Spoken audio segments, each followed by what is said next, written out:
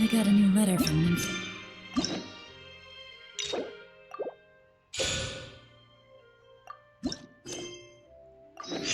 Looks like the situation has changed again.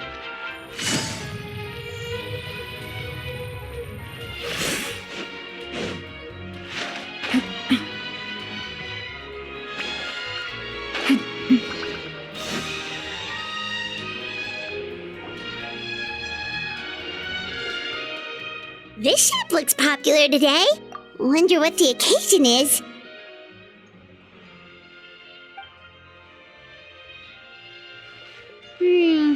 Butterfly Dew Cosmetics now on sale. Huh, looks like it. Oh, Sigewinne's here too. Hey there, Sigewinne! Hello there, Traveler and Paimon. I hope you're keeping yourselves fit and healthy. You bet we are. So anyway, what are you doing here, Sigewinne? The Duke insists I take regular vacations in the Court of Fontaine. This one just so happened to coincide with a promotion for a new skincare product, so I came over to take a look. I like to keep up with the latest industry developments when I can, to help me with my magazine articles. Wait, you write? For a magazine? Which one? It's called Beautés en Fleur, and it's run by the Fontaine Beauty Association. I've done lots of articles about skincare for them, using the pen name Maritime Flower. Oh, wow! You're a Maritime Flower? If Paimon's not mistaken, you're one of the leading figures in the Fontaine Beauty Association! What's so weird about that? Everyone loves beauty! I really like this role. The staff at cosmetic shops are always so polite. And as long as I wear a big smile on my face, I always get the best customer service. Well, they sure don't want to make an enemy of the Maritime Flower. Obviously, it's because of Sigewinne's love for beauty. Still a leader of the Beauty Association? That's incredible. The truth is, I study this field because I cherish my own appearance. It has nothing to do with being beautiful or not. Oh, the words of a master beautician defy comprehension! Oh, wait, you're saying that natural beauty is the highest form of beauty, right? Not really. Actually, Melusine aesthetics are very different from human ones. We don't view humans based on their appearance. If I had to describe our approach, I'd say it's based on cuteness.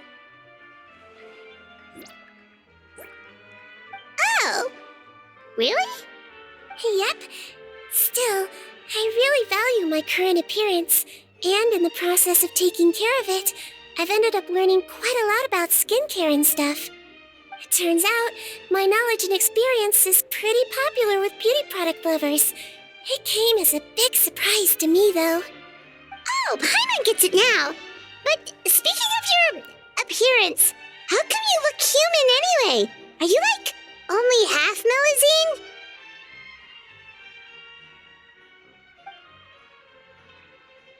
Ooh, wait, sorry. That was probably really offensive, wasn't it? No, I don't mind. I'm not mixed, though. I made a decision to turn myself into this form a very long time ago. If you're interested, I could tell you the story. A shape-shifting story? Oh, heck yeah, of course we're interested!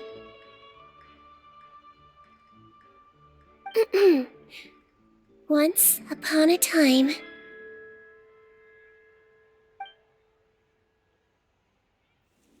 Long ago, humans rejected Melusines, and Melusines feared humans. There was one Melusine who became fascinated with human medicine, but no human wanted her help. And there was one girl who liked Melusines, so no humans would make friends with her. So, the Melusine became the girl's friend, and the girl became the Melusine's patient. Your checkup's all done. You're still in perfect health. Dr. Melusine? In this game of doctor and patient, a friendship was born. Then, one day, the girl fell ill. The Melusine was the only doctor to arrive on time, but the adults sent her away. Scram! Melusines can't be trusted! So just because I'm not human, I can't save my best friend? In desperation, the Melusine approached the frightening witch. She begged and begged until she got a reply. If you take this potion, concocted of sin, you will gain a human face and grow human limbs. But then, you will lose everything that attracted this friend of yours to you in the first place. Can you accept that? The Melusine did not hesitate for very long.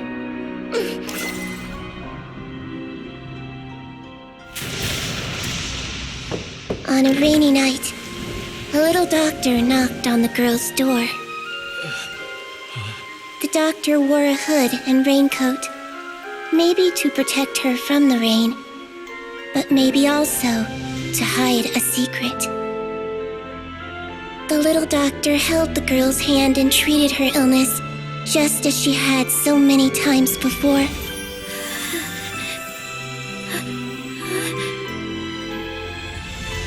Dawn came, and the little girl's condition improved. But the little doctor was long gone, for she knew her friend would never recognize her again.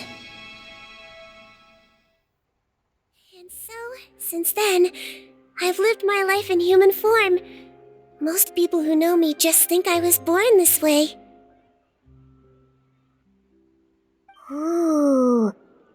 A witch? A potion? Why does this sound like a fairy tale? Trust me, it's a true story. Must be the way you told it then. It just sounds so... Yeah, not every Melusine would take human form to save their human friend. That must have been a huge decision.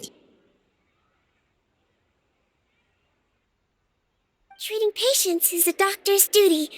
We must always find a way, even when the going gets tough. Ugh. It's so crazy that they turned you away just because you were a Melusine, especially when their daughter was so sick. Well, sometimes appearance can be a real barrier. But that was a long time ago. I like how I look now anyway. Hi, too! You're super cute this way. Attention customers! Thank you all for waiting. Now, on behalf of our skincare partner, I'm delighted to announce that our exciting new product is now officially on sale. Well, there we go. Let's have a look, shall we? Paimon, if you want to buy any skincare products, I'll be happy to give you some suggestions. Really? Personal advice right from a leader of the Fontaine Beauty Association? What an honor! Allow me to introduce our newest skin lotion, Butterfly Dew. I'm sure many of you have already read about this product's trials in the newspapers. To say that it improves skin quality is an understatement. This product gets its name from the way it transforms your skin and makes it glow anew, like a butterfly emerging from its chrysalis and spreading its wings for the first time. We are thrilled to have the inventor of this fantastic product with us here today. Please welcome Mr. Rawat, a researcher from the Fontaine Research Institute. Now, without further ado, I'll hand over to Mr. Rawat to tell you all about what Butterfly Dew can do for you. Thank you. Hello, everyone. I'm Rawat, and I developed Butterfly Dew. Wow, what a looker. He's a researcher? Wow, he's really challenging the stereotype. It seems that everyone is surprised by my entrance. Or should I say, my appearance. I'm well aware that researchers are generally better known for their brains than their dashing good looks. In that regard, I do believe I break the mold somewhat. Of course, appearance is a skin-deep way of defining a person. And yet one's appearance can be a very real set of shackles, holding a person back in their life. It can rob a young person of their self-confidence when applying for a job, dissuade a young lady from approaching the one she loves. Our actions are at the mercy of our appearance, and we slowly become the very person that the outside world sees us as. But what if I told you that those shackles can be broken? If our appearance prevents us from changing, then let us first change our appearance itself. Wash away moles, birthmarks, and wrinkles, and they can no longer rob us of our confidence. Replace them with luster and radiance, and we shall never again hang our heads in shame. That is why Butterfly Dew exists. Its mission is to allow us to shed our pupae, undergo a complete metamorphosis, and embrace a new life. Well, whether it actually works or not, after that speech, Paimon's already sold! Mr. Rawat, could I ask if you've used this product yourself? Of course, I tried it many times while I was testing it. You can consider me a product ambassador. Wow, then it's sure to work! Still, I don't expect to convince you just by blowing my own trumpet. So, could I get a volunteer from the audience to try it out? Oh, Paimon volunteers!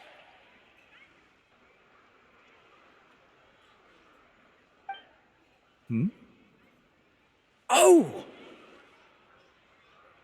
Ah, what an honor! It appears we have a giant of the Fontaine Beauty Association here with us. In that case, Miss Sigewinne, could we seek your most expert opinion on this product? Sure. Whoa, is that Romaritime flower?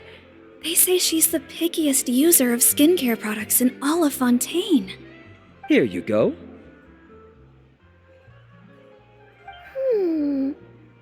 Well, it's very kind to the skin, and the absorption rate is high.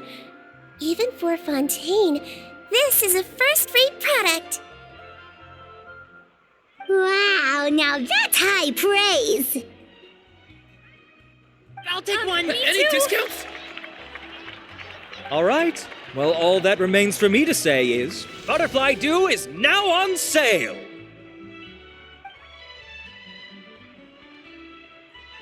Think we should buy a bottle too?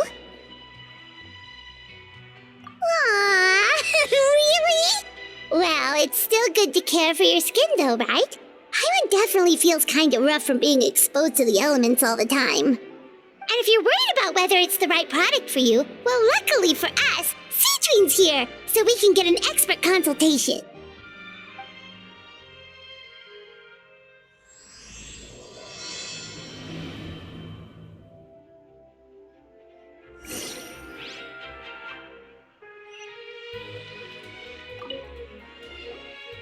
It's an honor to receive such high praise from you. To be honest, I was also hoping you might be able to point out some flaws in the product so I can keep improving it. With most skincare products, the pros and cons only become apparent with long-term use.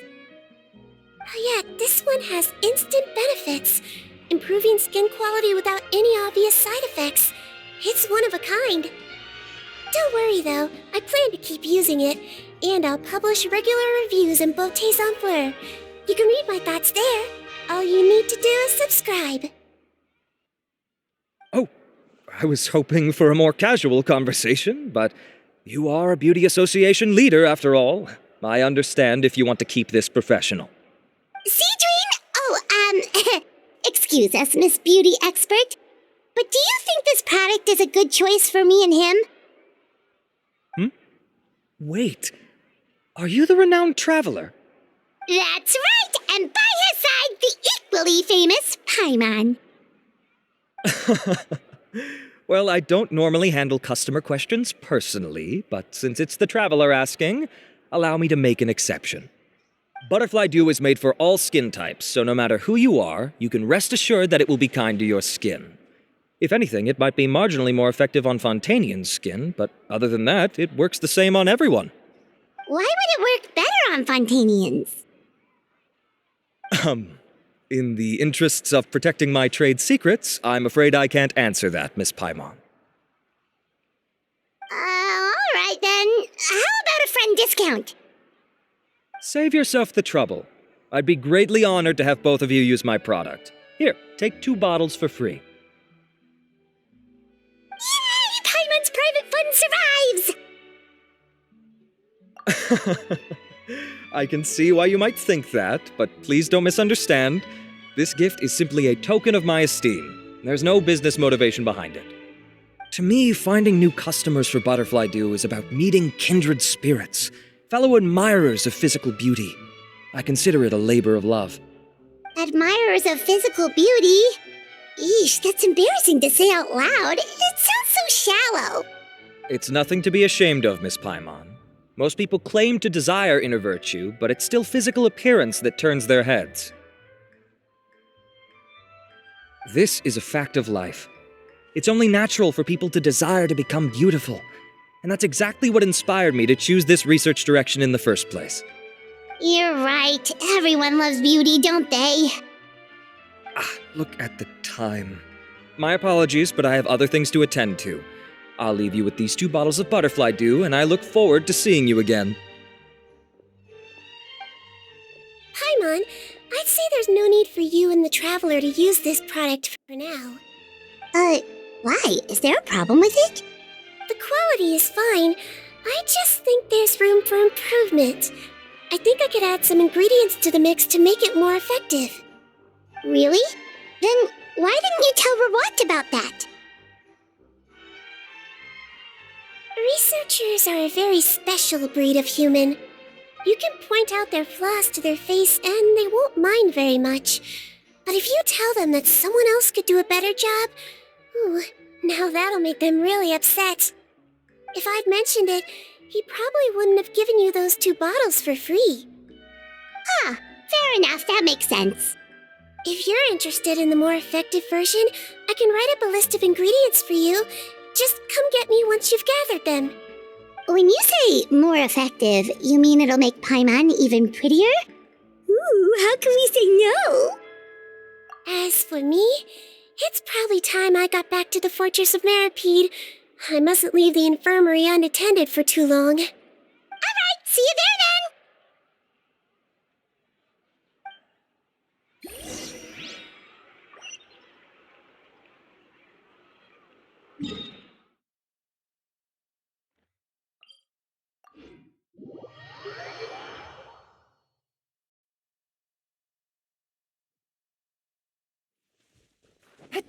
Just up ahead, Traveler! The ingredients for Sigewinne should be nearby!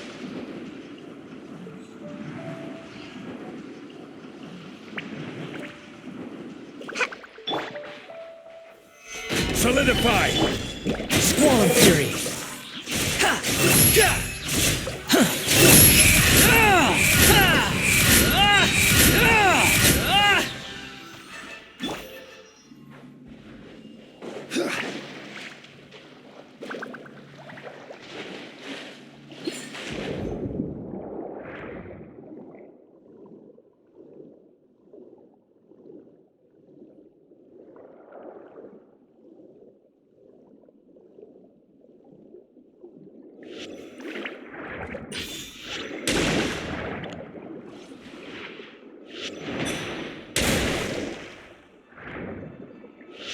Great! That's everything! Let's head to the Fortress of Meropide!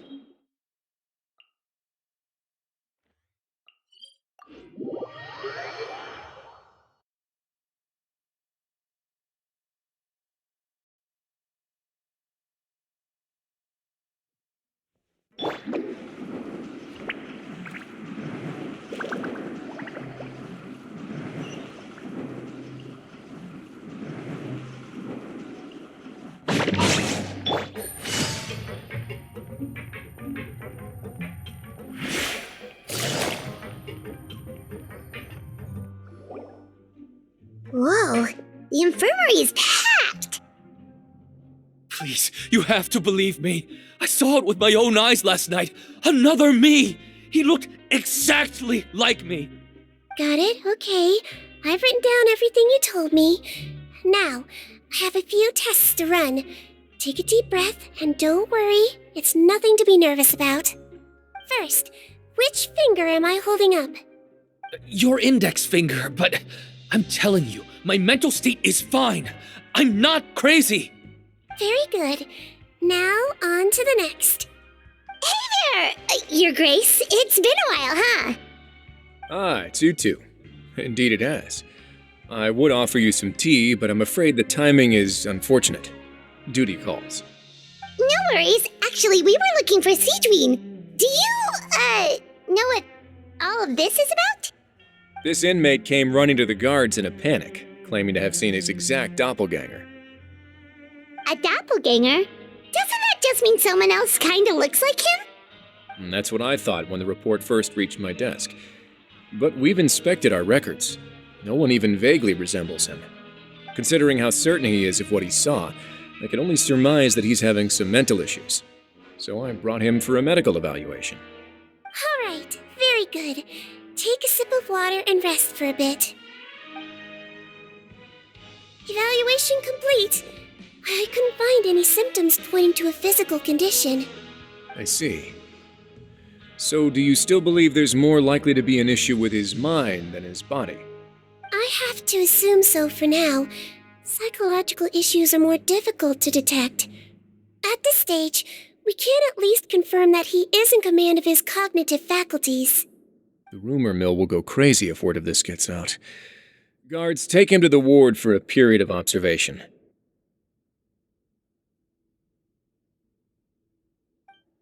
The Marechaussee Phantom has requested my cooperation on a case, otherwise I'd deal with this myself. Sorry for the trouble, head nurse, but I'll have to leave this to you. No problem, Your Grace. I'll add him to my observation list. By the way, we have a couple of guests here who have made the trip just to see you. I imagine it must be important. You probably won't need to add them to your observation list, though. Oh, Traveler! Paimon, it's you! Hey there, Sigewinne! It's actually not that important, but... I'll be in my office if you desperately need me. Goodbye for now. Okay, bye-bye! So, Sigewinne... Would you mind waiting for just a moment? I have another patient to see. Just find an empty bed and take a seat. I won't be long. Oh, sure! Sigewinne, we've brought him. And he seems to have taken a turn for the worse again. Okay, don't panic. Let's start by sitting him down here. Paimon had no idea how busy it can get for Sigewinne. Maybe now's not the time to ask for her help with skincare. Good point. Besides, it might actually be interesting to observe her at work. Well, this could hurt, so I suggest you take a deep breath first. Did his face melt? What happened to him? It's anyone's guess.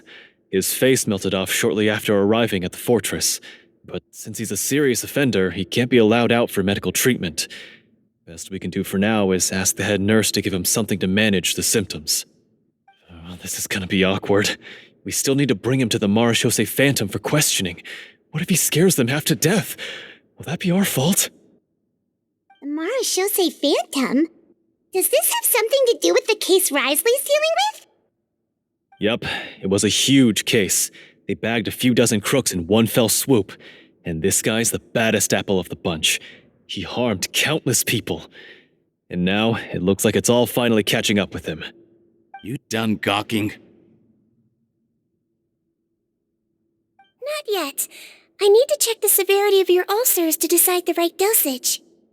Don't worry. We Melazines have a very different sense of aesthetics from humans. To me, he just looked like a little kitty with slightly scruffy fur, but still just as cute. Don't patronize me. Do I look like a kid to you? Just give me the meds and let me out of here. I already missed my cell. Hey, lose the attitude. You dare talk back to our head nurse like that again? Your days are numbered. Oh, it's fine. Okay, I'm going to apply the medication now. Tell me if it hurts, alright? Look how nice Sigewinne's being. And he still talks to her like that? What a nasty piece of work. Can I leave now? Wow, not a peep. What a brave little guy. Thank you, Sigewinne. And I apologize for the trouble. So, Traveler, Paimon, did you bring the ingredients? We did, but we don't want to interfere or anything. You're busy saving lives here. Oh, don't be silly. I agreed to it, didn't I? Just hand me the ingredients, and I'll make some time to whip it into the improved version for you. Take a rest here if you want. Or, if you're not tired, I hear they're holding a new pancreation tournament in the administration area. Or alternatively, is there anything we could help you with, Sigewinne? That's right! Let us help you out! It's the least we could do! Good point. Kind-hearted humans start to develop guilt if they accept free help from others. Don't worry, I'll take a look at my schedule. I'm sure I can find something to treat this condition. I gotta warn you though, it'll be tiring work. So I suggest you take a break first, then come back and see me when you're ready.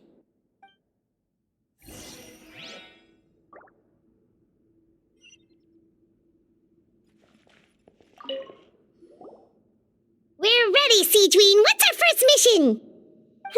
I found the perfect job for the Traveler. First, I'd like you to lie down in this bed.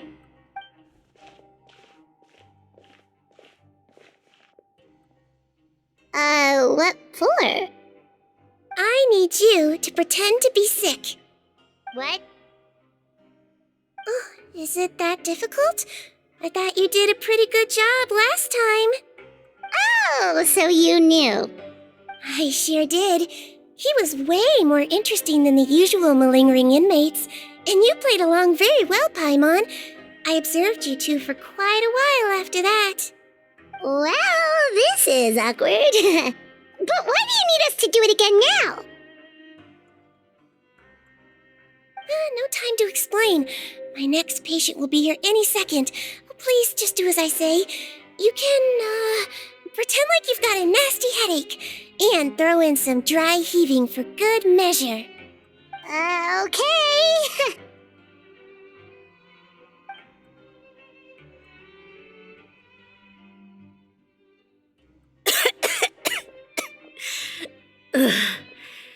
Hey, Doc, it's me. I'm only here because my mom won't stop pestering me about it.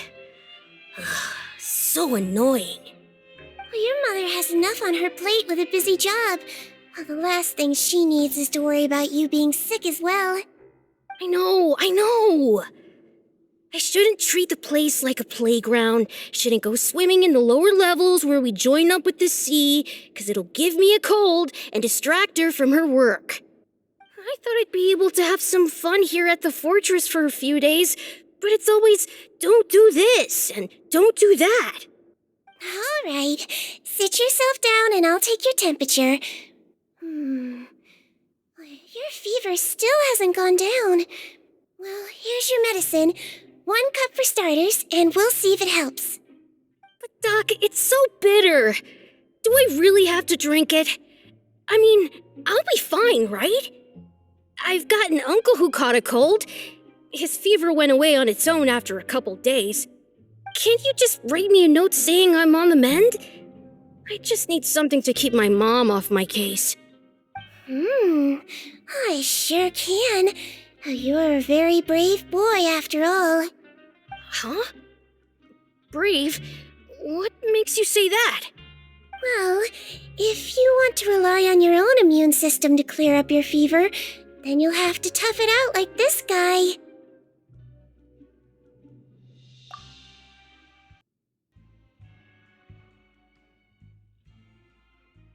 Hang in there, Traveler! Are you gonna puke? Paimon can get you a paper bag! Huh? As long as you're tough enough to get through the nausea and dizziness caused by the high fever, you'll be right as rain after just a few days' rest. And if I'm not tough enough? Hey! Hey! Wake up! Wake up! Put it this way. At least you'll never have to see the doctor again, right? I think maybe I'll take that medicine after all, if that's okay. Oh, of course. Here, it's still warm. Ugh. It's so bitter. All done. Great job, you two. That kid really doesn't know what's good for him. His mother's a guard here. She's been working back-to-back shifts lately, but unfortunately his father's away on a business trip right now. She had no choice but to bring her son here for the time being. He was quite happy at first. He seemed to think that the Fortress of Meripede would be all fun and games. So you made us put on that act just to scare a kid into taking his medicine? That's a pretty sneaky trick. Seems like there's a whole side to Sigewinne we never knew about. It's a technique I learned from my teacher. Oh, you had a teacher? Was she a Melazine doctor too? She was human. She passed away a long time ago. Oh, sorry. No, it's fine. I really liked my teacher, so it's always nice when I get to talk about her with other people. She was a traveling doctor, and since she didn't have a clinic, she'd go out and visit her patients wherever they were. Dealing with the badly behaved ones was her specialty. She used to say, if you can scare the little brats into taking their medicine, you won't have to hear them wailing and screeching when their condition gets worse.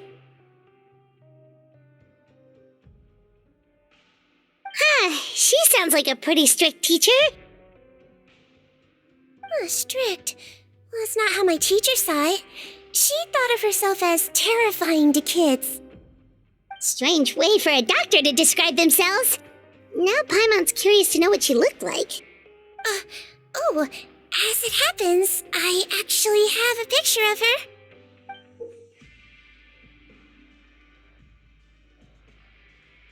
Oh, wow, yeah, okay, that'll terrify the kids.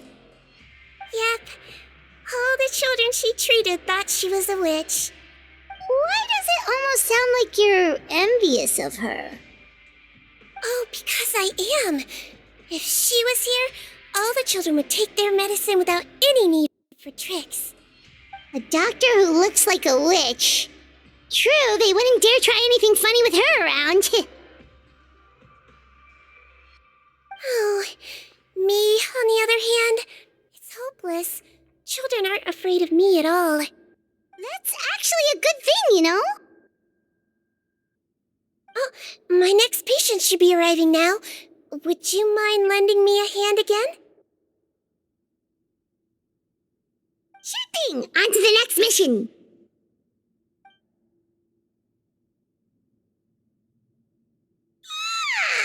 Is it nighttime already? That flew by. You really have a busy job, Sigewinne.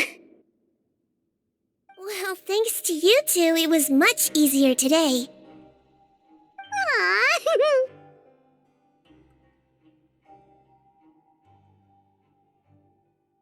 Should we get some rest? It's getting pretty late.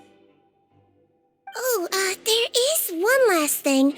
I have to keep it confidential, so I usually leave it till after everyone's clocked out. Confidential? Are you sure you can tell us? It's fine. You're not living here anymore, so it's okay if you know. All it is I have to prepare some ingredients to make healthy meals with. Wait, you mean those healthy meals? My patients refuse to eat any healthy meals I prepare in front of them, so I have to prep the ingredients in secret, then let the chef at the Coupon cafeteria handle the rest. Considering even the chef's version makes people uneasy, it really makes you wonder what's in it. You want to find out? I can teach you how to make it. That way, if you ever suffer from exhaustion on your future travels, you can prepare a healthy meal for yourself. It's really good for you, you know. Sure? Guess we can help out one more time.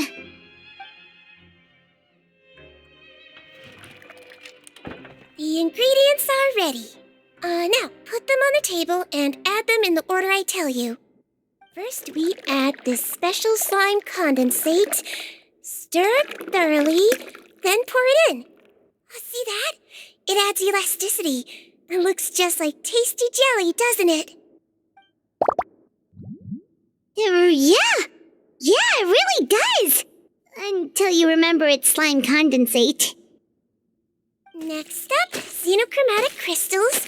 You want to crush them up into a fine powder, like powdered sugar. Wait, are those from Fontimer Aberrants? Are you sure they're edible? Finally, we'll need some high-protein meat. Frogs are an excellent choice. You just need to clean their innards, and then you're left with some lovely, tender meat. Oh! Frogs. And we're done. All that's left now is to pack them into lunch boxes and hand them to Walsey. Yesterday in the production zone, I noticed an inmate who's been working for 2 days straight. That means it's a healthy meal for him tomorrow. Sigewinne really does have the inmate's best interests at heart.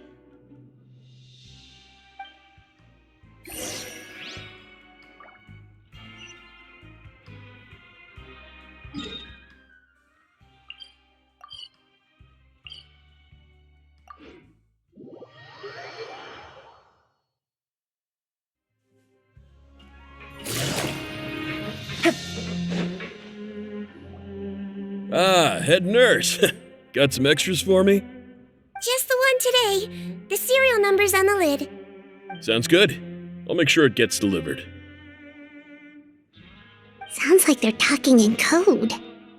Thanks for your help. Oh, it's no trouble at all. I only wish I could do more. You work so hard for all our sakes. I'd happily lose a little sleep if it meant helping you out. That won't do. If you reduce your sleeping hours any further, your health will start to suffer. All right. Nurse's orders. I'll do as I'm told. But you take care of yourself, too.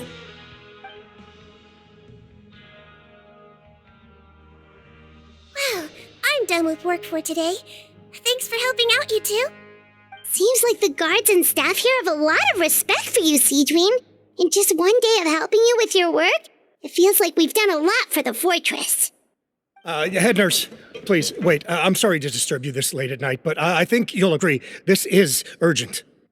Okay, just relax and catch your breath. What's the matter? The guard at the observation ward, Odilon, he told me to pass on a message to you. One of the inmates there, the guy suffering from possible hallucinations, well, he seems to have made a sudden recovery, and now he wants to apply for permission to leave the ward. Huh? Already? You were right to tell me. I'll have to examine him and make sure he's well before we discharge him. Looks like we've got one job as medical assistants left. We'll come with you.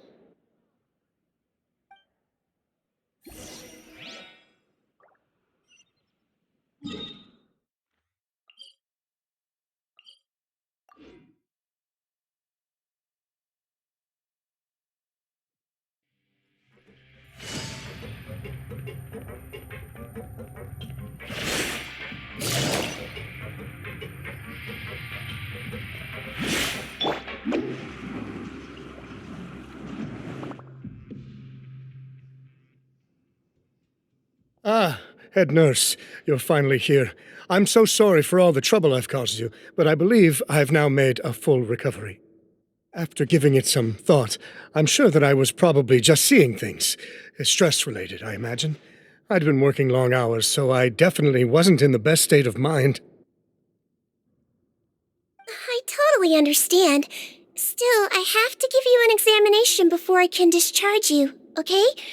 So, take a deep breath and don't be nervous. It'll be the exact same procedure as we did this morning. We can start whenever you're ready. Again, so sorry. I was in such a state this morning, I barely recall anything. Would you mind taking me through it again? Oh, not at all. It's a lot to remember. First up, we have a little cognitive test. Just concentrate and you'll be fine. To start with, which finger am I holding up? Your pinky.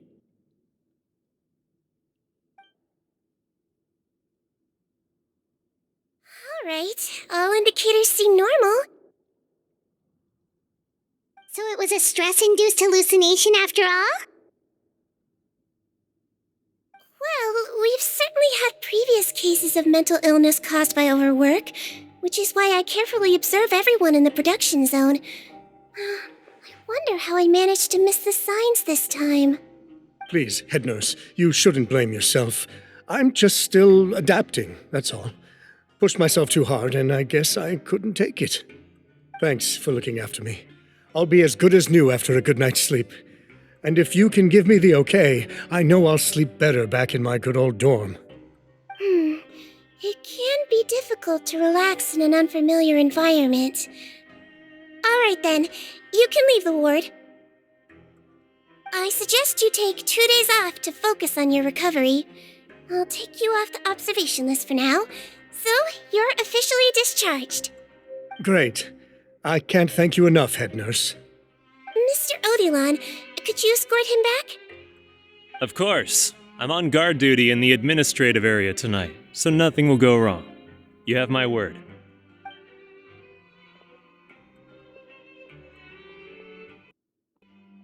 Guess you're finally done for the day now, huh? Yep. But I still haven't gotten around to making that improved lotion for you yet. Oh, no rush! Seriously, it's super late now. You should go get some rest too. Well, tomorrow it is then. Good night, Traveler. Good night, Paimon. Hope you sleep well. Oh, don't you worry! We will! After a productive day of work, we're both gonna sleep like a log. Yeah, sleep tight, Sigewinne. See you tomorrow!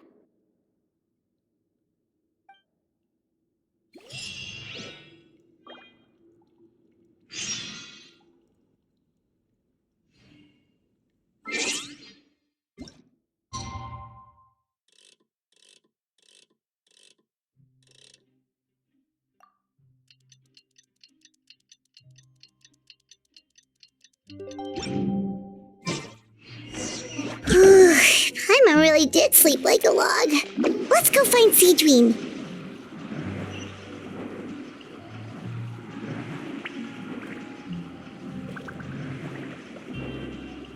I'm out of here!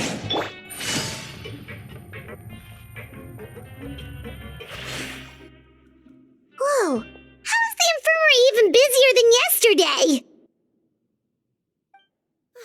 Good morning, Traveler and Paimon. I have a few people here for a checkup, so you might need to wait for a while. No problem. Anything we can do to help? There's a bit of a complicated situation here. I'm still getting to the bottom of it myself. You have to believe me. I'm telling the truth. You're in a medical facility. Keep it down. Please, listen to me. I'm not Gascon. I'm Uy. You're a horrible liar, you know that? We get all your mugshots with the arrest warrants. It's clear as day that you're Gascon. You mean because of the way I look? I don't know what happened. I just woke up like this. Then you guys dragged me in here for an interrogation. I brought you here to figure out what's going on. If you truly are the victim of an injustice, yelling isn't going to achieve anything. At most, it'll delay your vindication. All right. I get it. This is nuts. Yesterday's interrogations went fine, and now this. Morning, Your Grace. What's going on? Remember the case I mentioned yesterday? The one brought to me by the Marachose Phantom? Well, we've been questioning the inmates involved this morning. Every single one of them is claiming mistaken identity. Huh. That's even weirder than what that guy was saying yesterday. The thing is, none of them have been able to provide any evidence whatsoever to support their claims. Questioning them further got us nowhere, so for now, we've brought them to the infirmary. And we thought yesterday was as busy as it got for Sigewinne. We've compiled their statements. Have a look. Perhaps there's something we missed.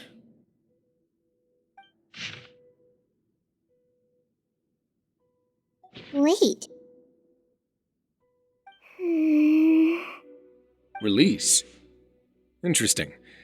The inmates they spoke of in their statements appear to all be due for release today. I noticed that too.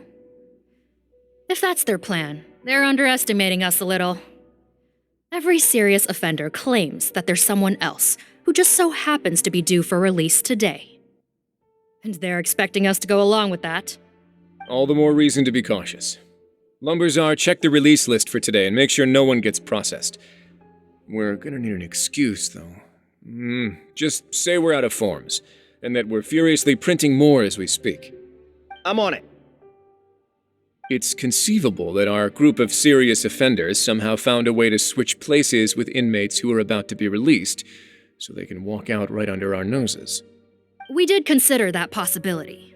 But I mean, just look at them. They match the warrants, period. How could there have been a switch? Only if they're dead ringers for the inmates due for release, I suppose. I gave you that name list yesterday to assist in your investigation. Did that help? Yes, the inmates' mugshots were attached to the list. The first thing I did was check for lookalikes, and I didn't find any. The only other thing that stands out to me is that their voices sound a little different today. But it's not exactly hard to put on a fake voice. Oh, really? What does our head nurse make of all of this? Give me a moment. I think I have a way to confirm whether there's been a switch. I know, it's not time to change your dressing yet, but please bear with me. Huh? Isn't that the guy from yesterday? This should be Honore. He has very severe facial ulcers, which require an operation in the hospital at the Court of Fontaine. I authorized him to leave the fortress for medical treatment under guarded escort. Yes, like I told you. I'm not Putton. I'm Honore. So there has been a swap. Well, I can see what happened in Potton's case, but how do you explain the other inmates? You're not telling me their souls switched bodies, are you? No, I believe it was their faces that got switched. The method is a bit like replacing a tooth. Take the bad tooth out, put a false one in. And actually, I think I can prove it to you. Traveler, Paimon, do you remember Eric from the other day? Yeah, sure do. Then you can be my witnesses. To start with, please fetch the inmate who claims to be Eric.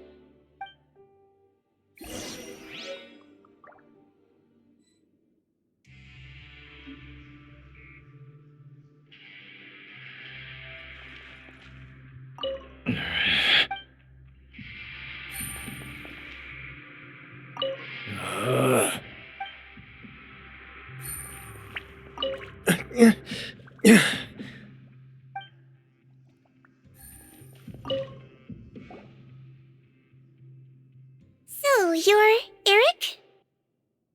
Yes, head nurse, it's me! You do believe me, right? I need to do another examination on you. Same procedure as yesterday. Alright, it's the cognition test first, right? So I need to concentrate. Now, try to recall if you can. The last time we did this test, which finger did I hold up? I believe it was your index finger. But that means... Huh? So basically, last night the Eric who said he saw another him suddenly recovered and applied to leave the observation ward. Sigewinne did another test before letting him leave, but that time she held up her pinky finger. Huh? I don't know about any tests last night. There was nothing to do in the observation ward, so I went straight to bed. Then I somehow woke up in a high-security cell. Well, in that case, there is a reasonable explanation for the strange events of the past 2 days. So, what exactly happened? The gang of serious offenders wanted to break out of prison, so they identified a group of scapegoats, namely inmates whose terms were almost up, and planned to switch appearances with them. Last night, when Odilon was on duty, they ambushed him and had one of their group switch appearances with him using their face-swapping method. That allowed them to avoid scrutiny from the other guards. Then, once all the other inmates were asleep, Odilon spent his night shift carrying out the remainder of their switcheroo plan. However, they made one mistake. Henri changed his appearance to match Eric's earlier than he should have done, and ended up being spotted by the real Eric. Real Eric came to the guards for help, but we didn't know then what we know now, so we put it down to hallucination and sent him to the observation ward.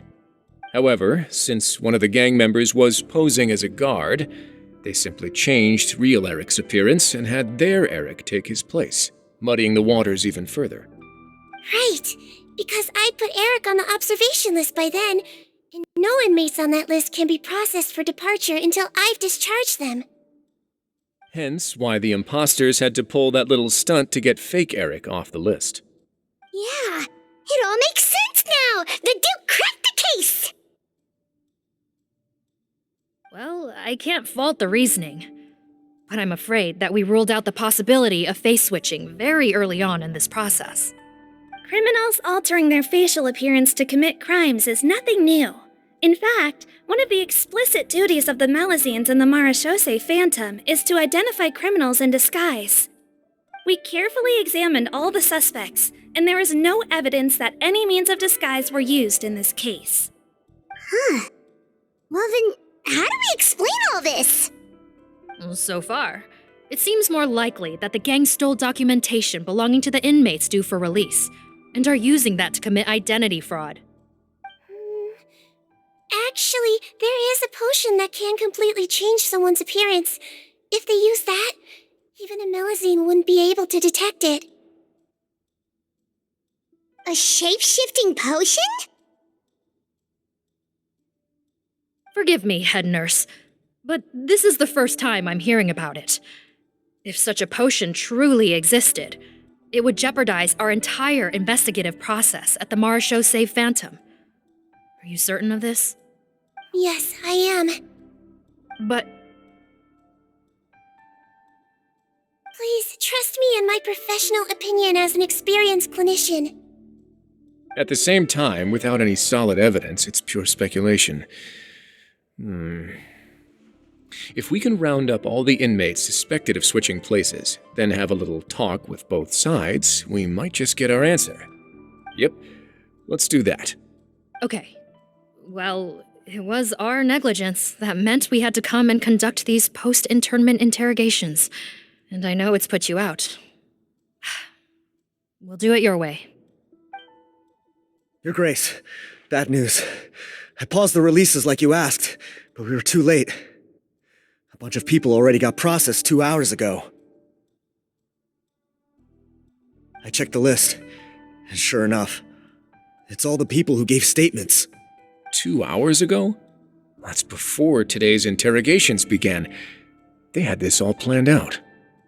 So there really was a switch after all. They really pulled the wool over our eyes on this one. We should be able to catch up with them if we leave now, right? Not if that potion is real. They can just switch faces again after leaving the fortress. And if the Marechaussee's Melazines can't even spot them, we wouldn't know where to start searching. Yikes! So we're at a complete dead end!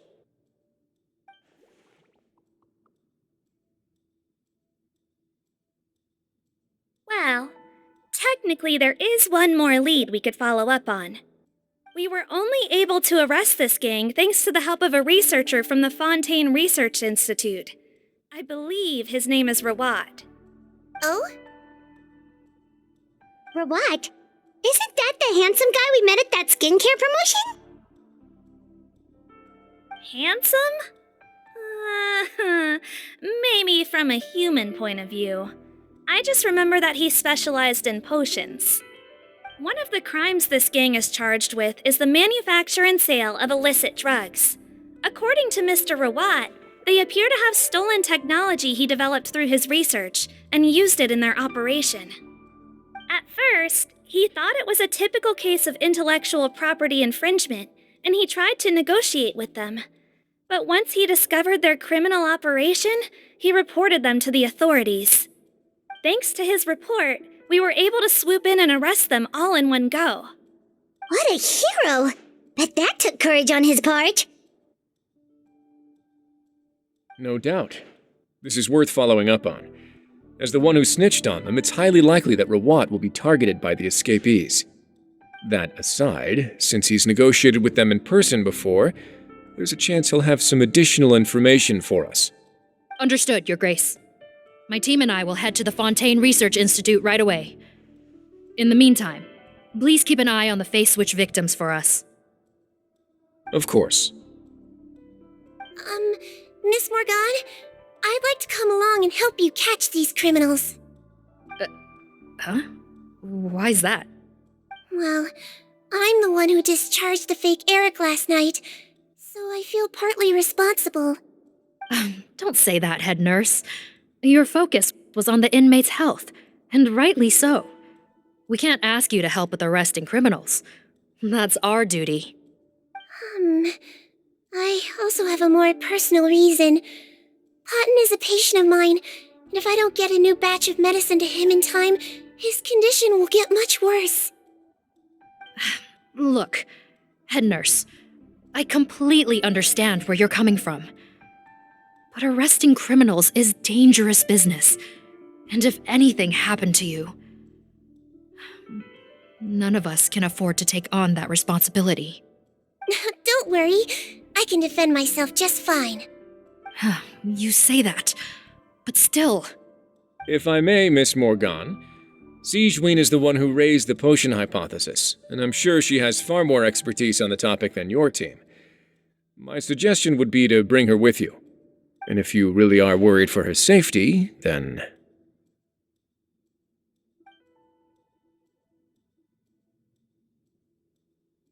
Ah, there you go, right on cue. Knew I could count on you.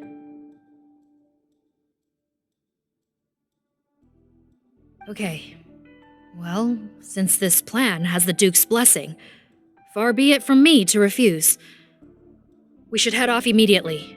Time is of the essence.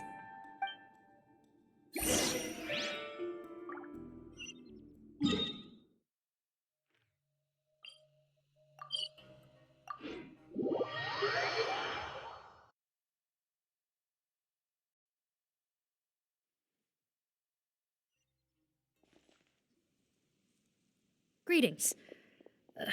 Sorry to impose, but I'm afraid we're here on urgent business, and we're gonna need you to cooperate. The Marechaussee Phantom. Let me guess, you're investigating some more legal research? Not this time, no. We're looking for a researcher. Do you know where we might find Mr. Rawat? Rawat. Oh yeah, Mr. Handsome, right? He actually doesn't work on site here very often. There's a handful of researchers in the nearby area who know him pretty well, though. You can see what they know. Just a handful? Paimon figured he'd be the most popular guy around. Well, I guess you could say he's popular, at least on a superficial level. He's blessed with good looks, so he tends to make a good first impression on people. But in all his time here at the Fontaine Research Institute, I don't think he's ever had a single deep conversation about his research with his peers. That's no way to make real friends around here.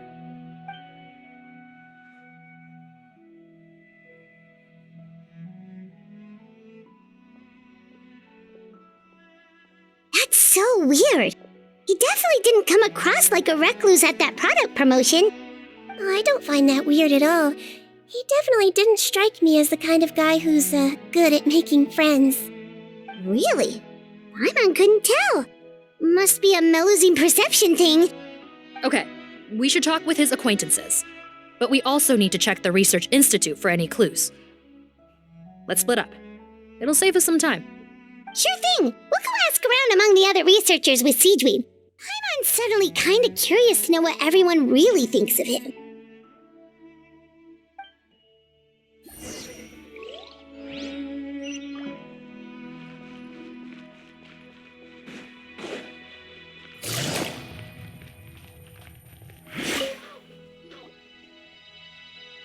excuse us, are you Audrey?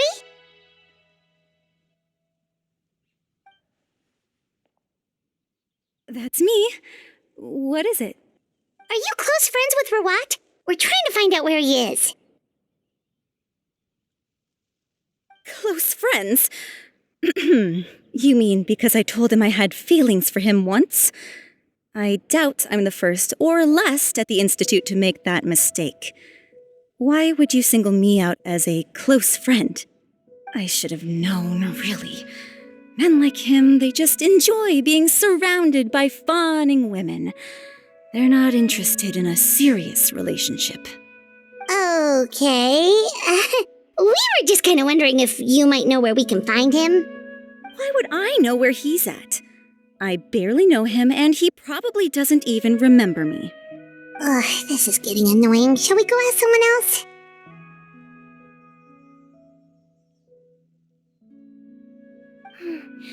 I think she knows Rawat better than she cares to admit. If we leave now, it might be a wasted opportunity.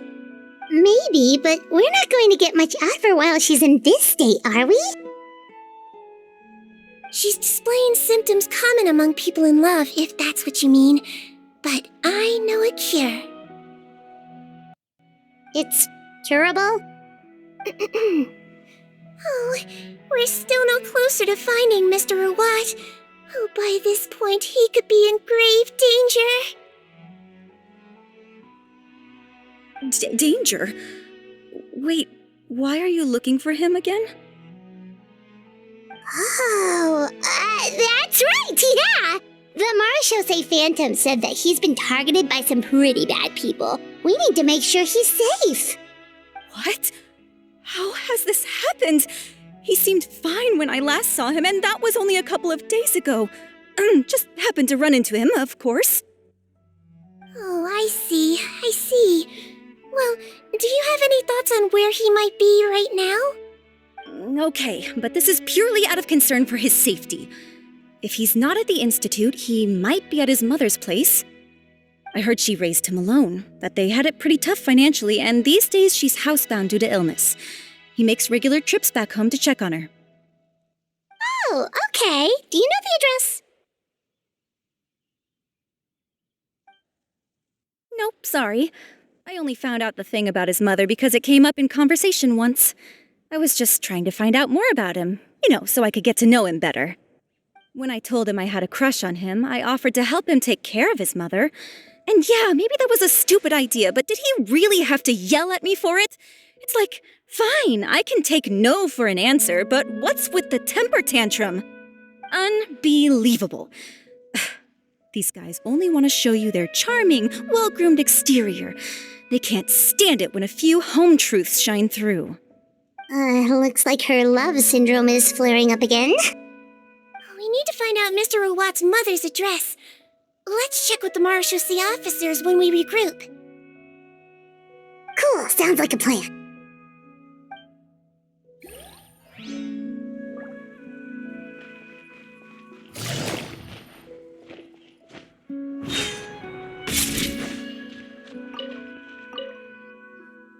Sorry to bother you, sir, but are you Bertram? Who's asking? Just some concerned citizens helping out the Marechaussee Phantom with an investigation. We'd like to ask you about Rawat's whereabouts, if that's okay. We're told the two of you are pretty close. Not anymore, we're not. Turns out we don't see eye to eye. Oh yeah? What happened? The thing about us researchers is, most of us do what we do for some sort of higher purpose. But not Rawat. All he cared about was how to commercialize his findings. He won't even let you work with him unless you sign a confidentiality agreement first. Also, he has better control over who gets which intellectual property rights. How are you supposed to get any meaningful research done working with a guy like that? Now that I've got my own technical solution for my compressor, I don't need to work with him anymore. So that's what Rawat is really like. We'd still like to know where to find him. Is that something you can help us with? Wait, Yeah, I know you. You're the head nurse at the Fortress of Meropide. Alright, then I'm happy to help you if I can. I respect the work you do. Medicine serves the highest purpose of all the sciences. Wow, turns out Sigewinne's got some real clout. Thing is, I have no real way of knowing where he might be. I stopped working with him 2 months ago, and I've barely seen him since. But if you want my advice, I'd say go talk to the peddlers. There's a few he meets with every other day or so. Maybe they know where he's at. Peddlers? Yeah, back when I was working with him, I noticed he met with them quite often. Wouldn't surprise me if they were involved in some shady business together, because it seemed like they went out of their way to avoid discussing anything in my presence. The little I overheard was about manufacturing and selling pharmaceutical drugs. Like I said, he's all about the money. Drugs? Doesn't he work with skincare products? Do those count as drugs? Who knows? I never cared to find out.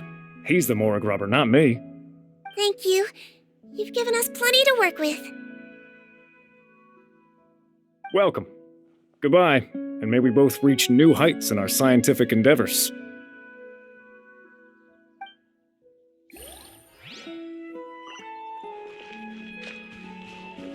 Metrology research.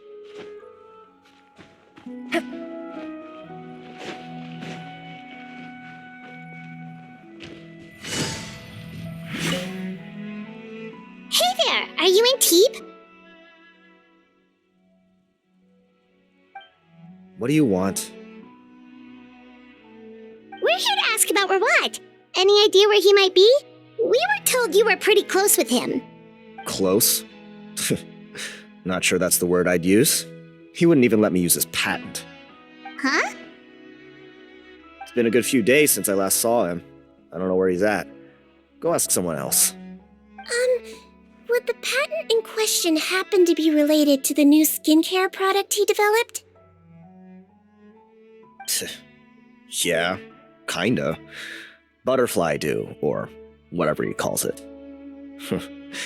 I heard he made a tidy sum off of that one. Okay, now we're getting somewhere. Keep going. Most of the other researchers here focus on mechanics, energy, stuff like that. I get why he wouldn't be interested in having anything to do with them. But I'm studying coatings. There's a huge overlap in our areas of research. Why would he refuse to work with me? I bought his product once, and noticed it contains a unique substance that might have applications in coatings, too. If it worked out, I could probably make as much as he's making. Don't get me wrong, I had no intention of plagiarizing his work. I was hoping to get official permission to use his findings in my own research. Followed the proper procedure. It was all above board. I would have had to pay him a license fee and everything. But despite that, he turned me down not once, not twice, but 3 times. It's like he's vehemently opposed to the idea of anyone else making the kind of money he does. Huh, so is Rawat antisocial, or is this guy just jealous? Well, it doesn't look like we're gonna get any info about Rawat's whereabouts from him. Let's go! Wait, 1 second. Mr. Antibes, next time you go shopping, you should buy some Buell fruits. Peel the skin, steep in water, then drink. It'll help calm your mood. Huh? Yeah. Thanks. Well, that's all 3 researchers. Let's head back to the meetup point. You know, Paimon started out thinking Rawat was a handsome researcher with a friendly and cheerful personality. It's such a surprise to learn that his peers have a different impression of him. So what's your view of him now, Paimon? A handsome researcher whose difficult upbringing turned him into a profit chaser with a chip on his shoulder? So your thoughts about his appearance haven't changed at all? Well, his looks are kind of a big deal, at least in Paimon's opinion. How does such a handsome guy end up being so antisocial? Even with his difficult family background, it just doesn't make any sense. You can't judge a person solely based on their appearance. Head nurse. Traveler. I assume you've spoken with the researchers. What did you find out? Bertram mentioned Rawat's involvement with some pharmaceutical merchants. Do you know if he's registered any pharmaceutical brands? Since he was a whistleblower on such a huge case, I ran a background check on him.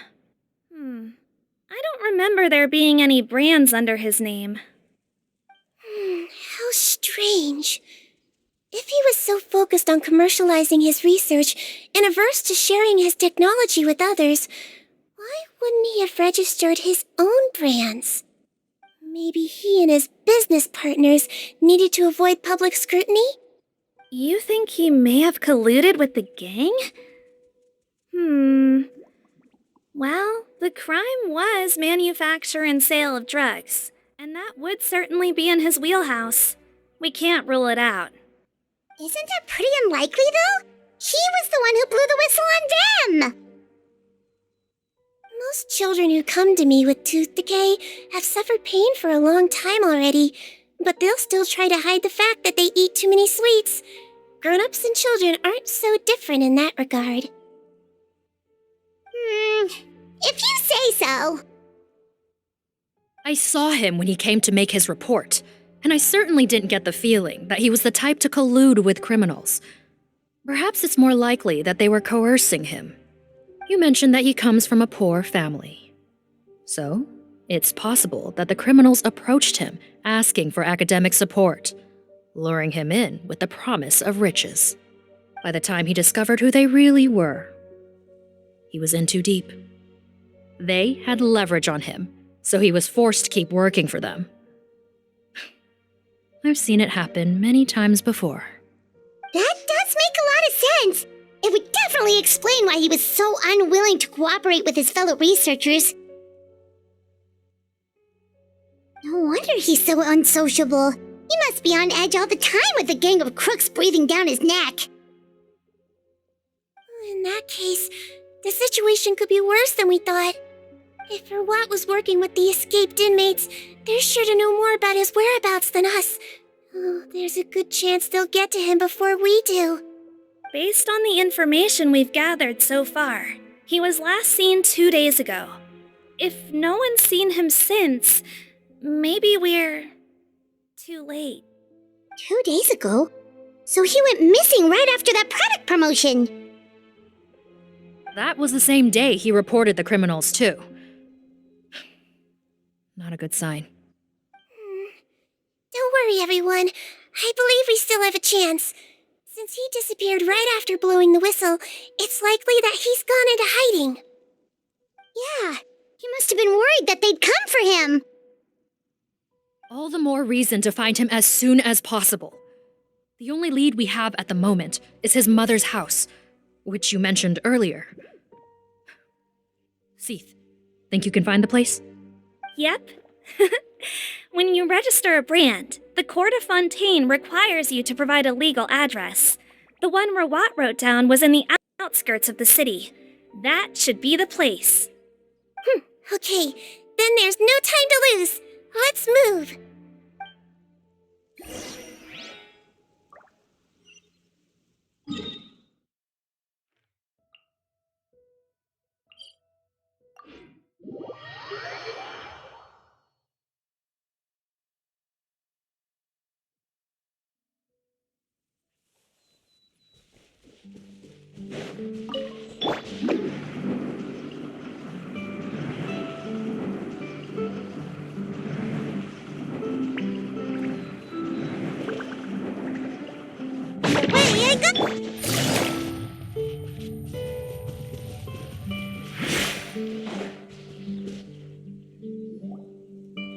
All right, this should be the house.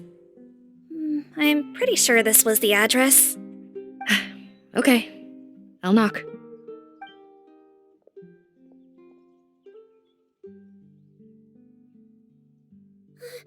Sounds like whoever's inside has restricted mobility. Oh, it seems serious. What's the fastest way to get this door open?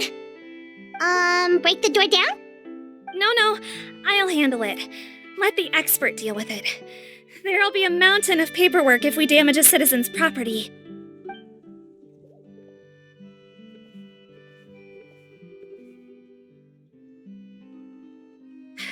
Calm down. Deep breaths. Remember your training. Control your strength. And... it's open! Seath, take a few people and lie in wait. Keep your eyes peeled for any activity around the house. The Traveler, head nurse, and I will go inside.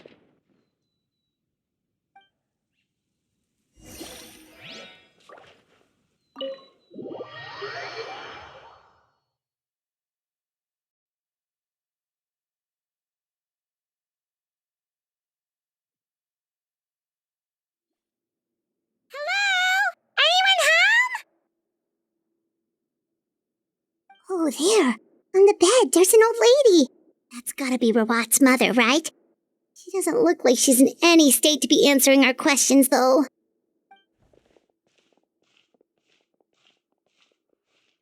We could try, but she is very ill.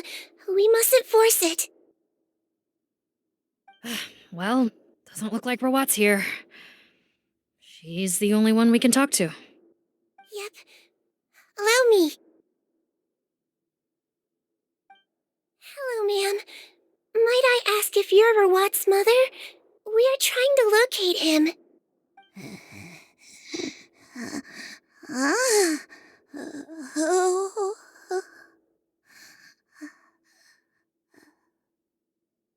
Hard of hearing, perhaps. Does anyone have a picture of Rawat? I have one here. I'd like to show you a photo, ma'am. Is this your son? Do you know where he is?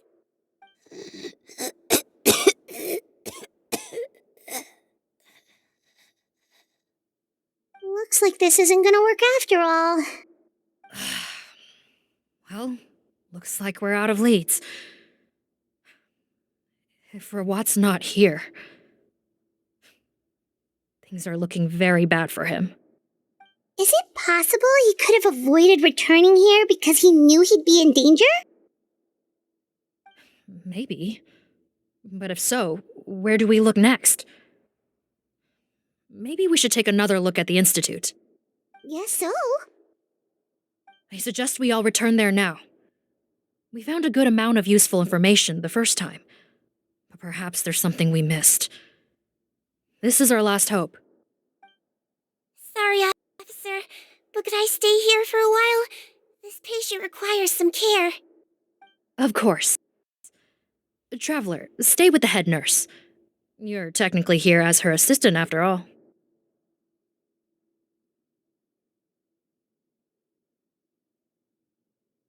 Also, I'd like some Marechaussee members to stay as well, and keep an eye on the area. Why's that?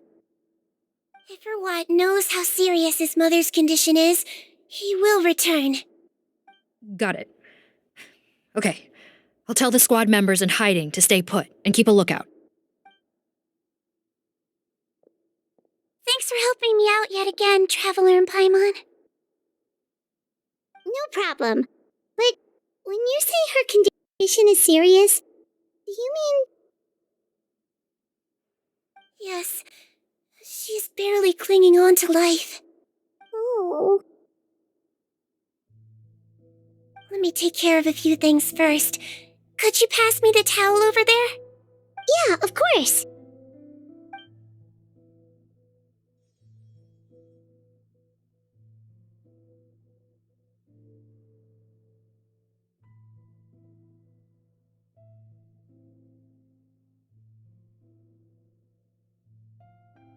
I can tell that her family has tried a lot of different treatment methods, including some very expensive medicines. Unfortunately, her condition is so multifaceted that a recovery looks all but impossible. Sigewinne. My mom bets being a nurse must be pretty tough at times like this. Yes, it makes me a little sad. In Melizine's eyes, a human's birth, aging, sickness, and death are as much a part of natural law as sunrise and sunset. But human medicine can defy that law to some extent. In that sense, it is a science of miracles. That is why I became fascinated with it in the first place. But it was only after I truly became a doctor that I realized miracles don't always happen. Even the greatest doctors cannot cure all diseases. Sigewinne. Don't worry about me, Paimon. A doctor's duty is not to cure all diseases, but to treat whatever ailments they can. At the very least, I can lower her fever. That way she'll suffer less, and she might even be able to see her son. Yeah, all the more reason to find Rawat as soon as possible, even if we don't catch those crooks.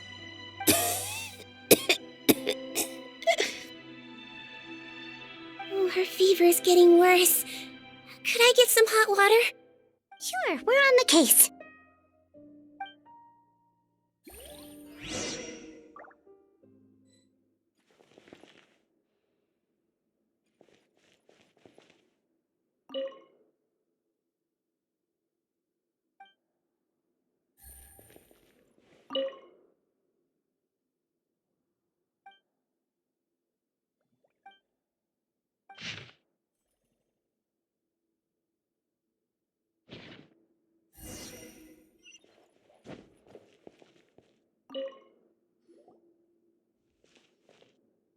Found the hot water? Sure did. And look what else we found. Judging by this journal, it seems like Rawat has a private lab. There's a good chance he could be there right now. We gotta go tell Officer Morgan right away. Oh, that's great news. But hold on just a moment. The wet towel is ready. I'm giving you another injection. Are you feeling better now?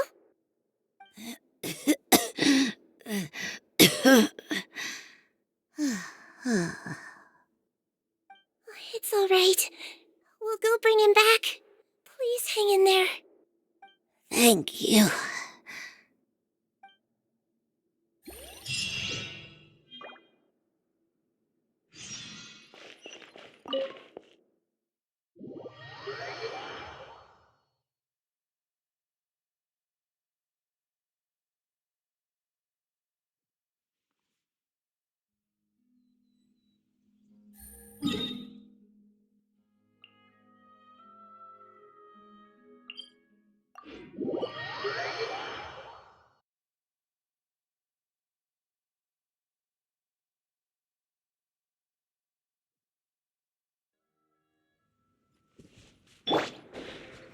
Upon the gale.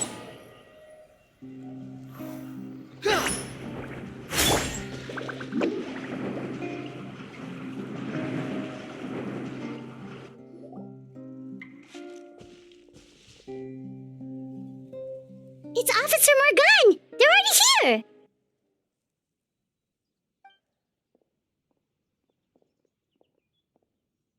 We came as soon as we heard the news. I can't believe we were so careless. The most crucial information of all was hiding right there, in that room. We missed it. Don't blame yourself. Right now, we need to focus on finding a way in. There's a mechanical door over here! Hopefully the instructions in Rawat's journal will help us open it.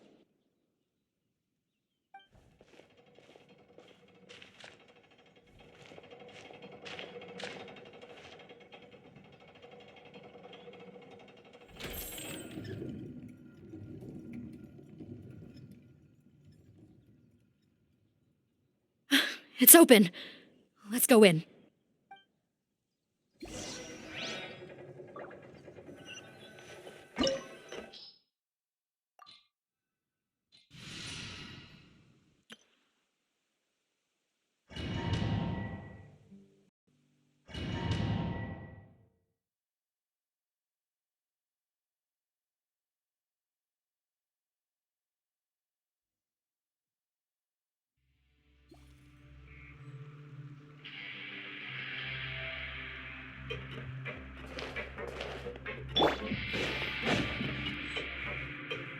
How did they get in here? Captain, up ahead! Those look like our fugitives! So they found this place too? Don't let any of them escape! Another test subject. That's...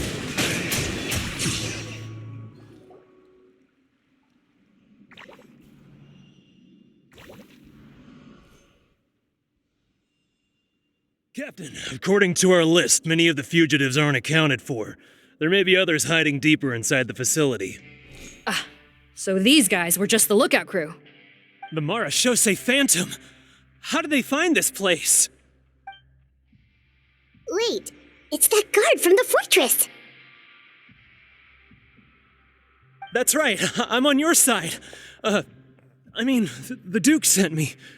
What's the matter? Some sort of mix-up?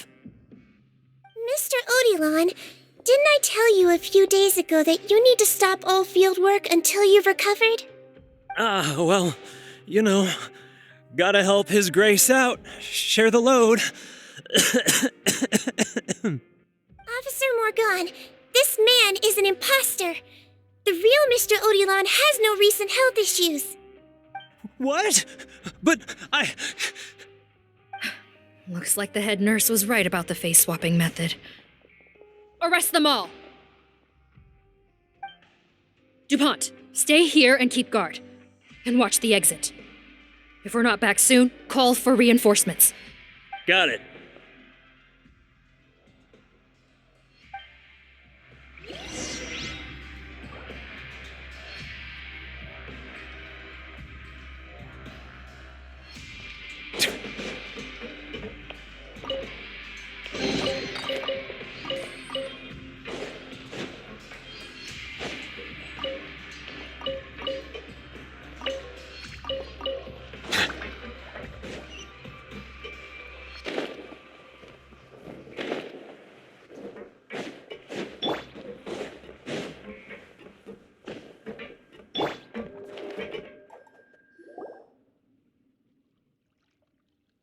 So many jars. Was this some sort of production facility? This scent, it's probably the ingredients used to make butterfly dew.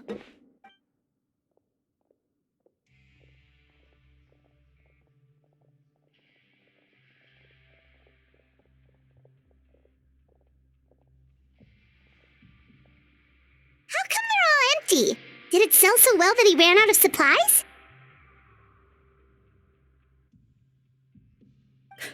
How strange. Why would Rawat choose to manufacture a popular product like that in such a difficult-to-reach location? Given our suspicion that he may have been coerced into the illegal drug trade, I would have thought that any production facility we find here would be used for illicit purposes. Perhaps butterfly dew is itself an illegal drug. Do you have any evidence for that claim? No, just a guess. We need to find Rawat as soon as possible. She has all the answers we need. Understood. Well, let's not linger here. Let's go. Come on.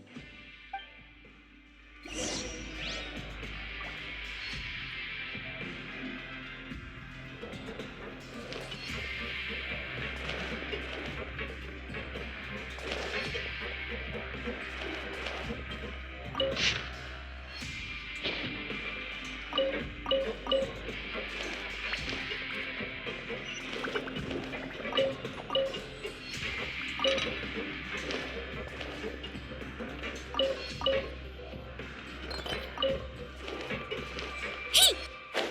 Doesn't look like we're gonna get this door open. Let's find another way around.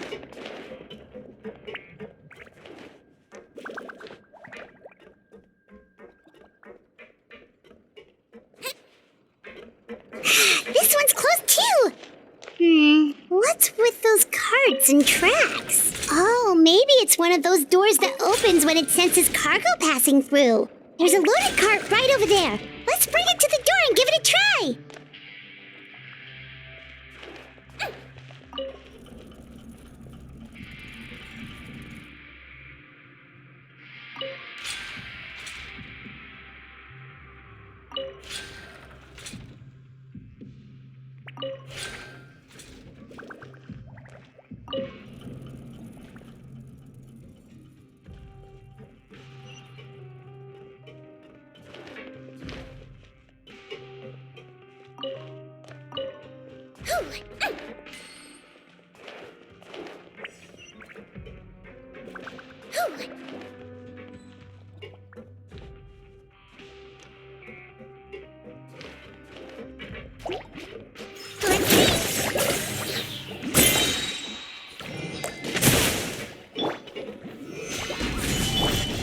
Bow your head.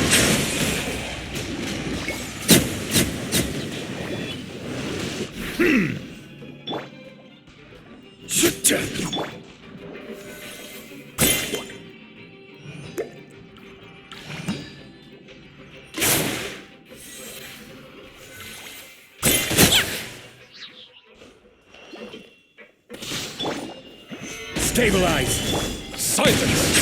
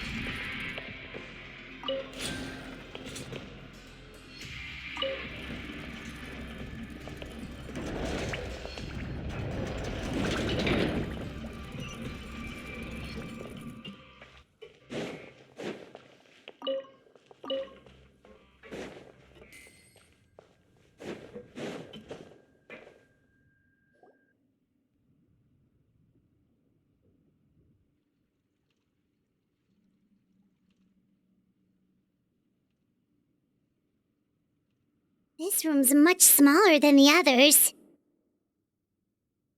Judging by the implements on the table, this looks like a potion-making lab.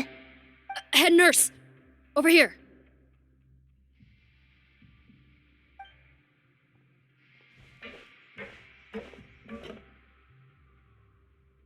Let's see. Huh? Robot's clothes? Why would he change here? Perhaps they stripped him down, left the clothes behind, and disposed of him somewhere else? Yikes, Sigewinne, where did that come from? Oh, what a tragic way to go. Especially with such a bright future ahead of him.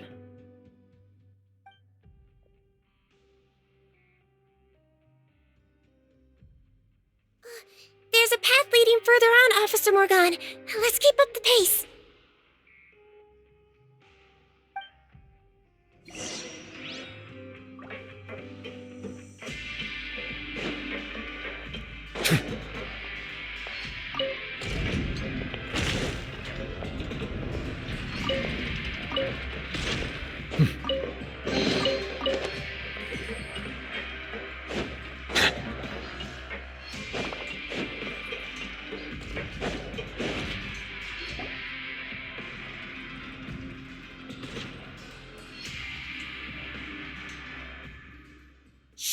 There's a whole bunch of people in there!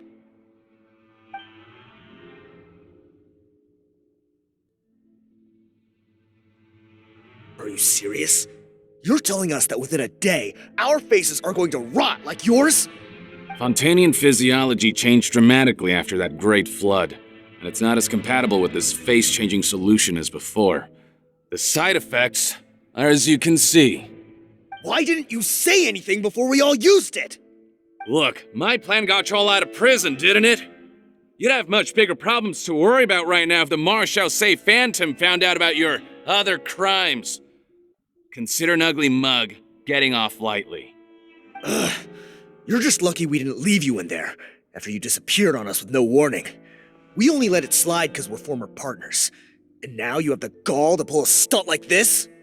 Partners? Make no mistake, each of us is only looking out for himself. If you place too much trust in others, well, I'm afraid that's your problem. You hid things from me too. Remember how you each had a spare potion? You kept quiet about it until we planned the prison break? Oh, and you didn't have a secret spare? Then do you want to explain how you melted your face off before all this? Guys, that's enough. Calm down. It is what it is. Arguing won't change anything. What's the plan, Parton? I'm assuming you brought us here for a reason? There is no plan. We followed him here on the promise of more juice, but it turns out there ain't a drop here. Besides, what does it matter now anyway? He already said, even if we did get our hands on more of that stuff, switching faces again solves nothing. They're still gonna melt off eventually. I said enough arguing! Parton, tell us the plan. The most practical solution is to continue using the potion. Keep switching to a new face before the ulcers can start forming. Are you kidding me? This stuff was hard enough to get a hold of even when we had a supply. Now you're asking us to use it like skin lotion, after the flood all but wiped the supply out? Well, there is another option. But you'll have to make a deal with me first. Okay, now we're talking. What's the deal? I have a document I took from that researcher that details how to make a replacement. Just give me one bottle of the undiluted fluid, and I'll get to work. What's the problem? I thought you always kept reserves. Or do you really just have one spare bottle each? What do you think?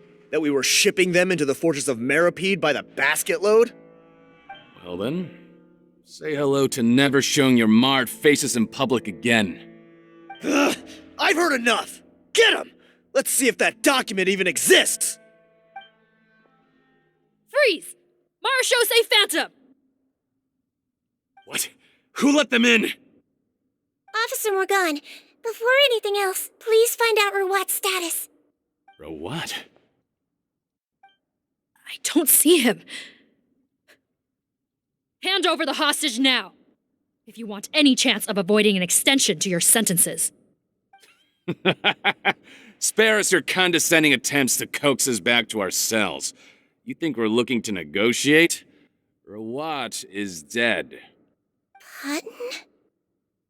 Arrest them all! Don't let anyone get away!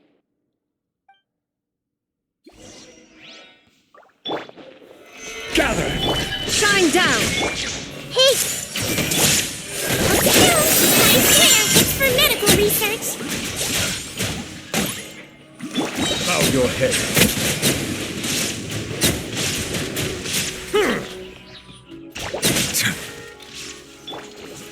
Solidify! Illusion shattered! Everyone hold hands. He might feel a little prickly. Silence! Huh. Gotta say, I never expected to see the head nurse in combat. Some patients respond better to a more aggressive treatment plan. Did we get everyone? Captain, we finished the head count. Potton's missing. Over there! The door's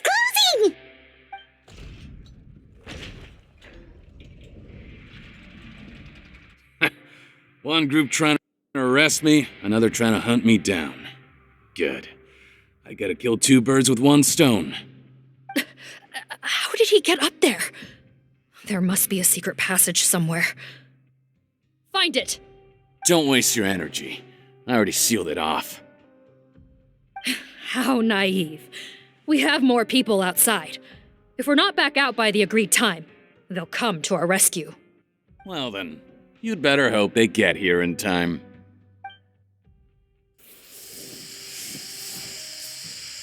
There's some kind of gas leaking from the pipes. Be careful, it's poisonous. This is our distribution center, where we store the product derived from our source solution. We had to use special fire prevention methods to prevent contamination. The pipe network here was designed to emit a gas for firefighting. One little modification later, and it makes an efficient death trap. Why would you do this? Your partners are here too. Oh, please. If they can't supply what I need, they're of no further use to me. Besides, I can't have them exposing my potential whereabouts. He's a maniac! Come on, we gotta find a way to open that door! Go ahead, struggle in vain. Once the last of you croaks, no one will ever find me again. So long! Are you sure you're ready to leave, Potton? You haven't changed your dressing today. You can't cure my face, just give up. And what if I could? Nice try. You're just trying to stall me. Don't you worry about me. I'll find a way to cure my face once I get out of here. Oh, I doubt it. After all, Fontanians can no longer dissolve in primordial seawater. What the... How did you... The key component of the face-changing potion is the fluid left behind by dissolved Fontanians. It might look like ordinary water, but it has some unique elements in it. Before the flood, all Fontanians were oceanids, physiologically speaking. A potion made from that fluid could dissolve and reconstruct the face of a Fontanian in much the same way as hydroidolins change form. Theoretically, it could give someone any appearance they wished. But since the flood, Fontanians have become true humans. They can no longer provide the source material for this potion, nor reap its benefits. Are you saying this potion is made from Fontanians dissolved with primordial seawater? Then their crimes are far worse than I thought. How could you know all of this? No, wait. Of course! Well. So that's why you have a human appearance. It also means that I have a formula you're unaware of. The air's getting thicker. It's getting hard to breathe.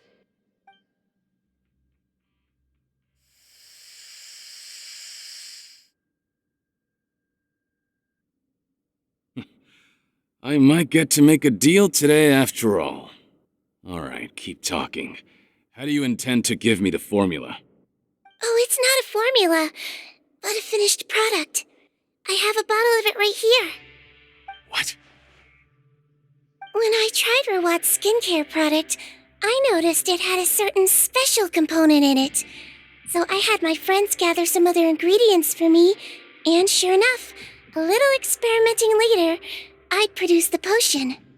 I'm guessing his skincare lotion contains the fruits of your joint research? Huh. Impressive guesswork. Yeah, we were his supplier for some of the raw ingredients. But it only contains a tiny amount of the active ingredient. The effect is minuscule compared to the undiluted fluid.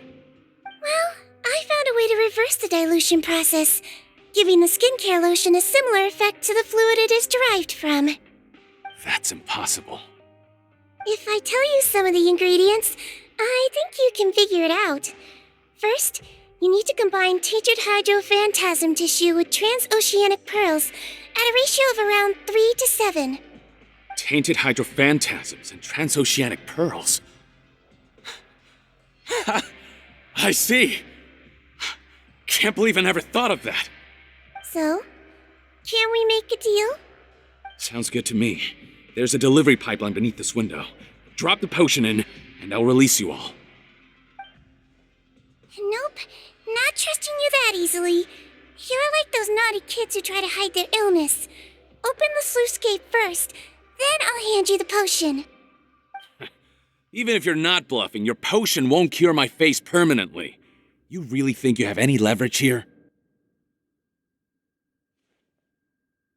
I'm not closing the valve this time. Clock's ticking. Fine, then I'll just stand here with the potion in my hand. And when I faint from the poison, I'll drop it and it'll be destroyed. No.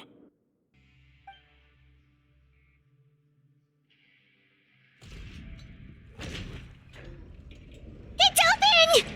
Disable that sluice gate! Jam it! Don't let it close again! That's more like it. In that case, a promise is a promise. Head nurse, there's too much poison gas in here. We have to leave, now!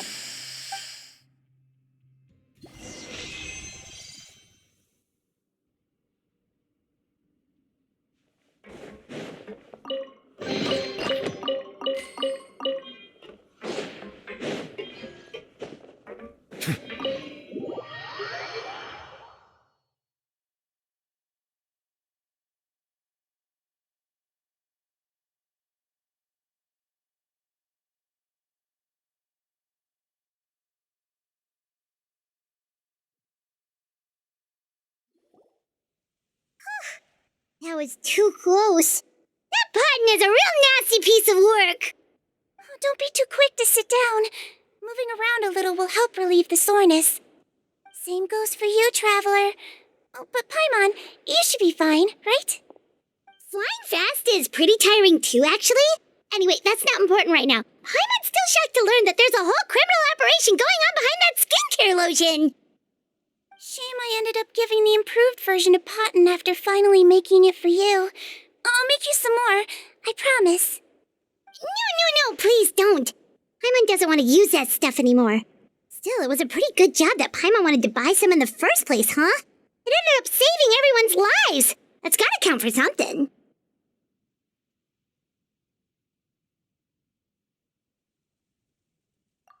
Yeah, Paimon was just kidding.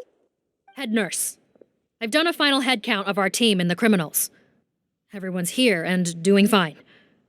We're ready to escort the fugitives back to the fortress of Meripede. It's a shame that we didn't find Rawat. At this point, I'm afraid he's probably deceased. What a horrible bunch.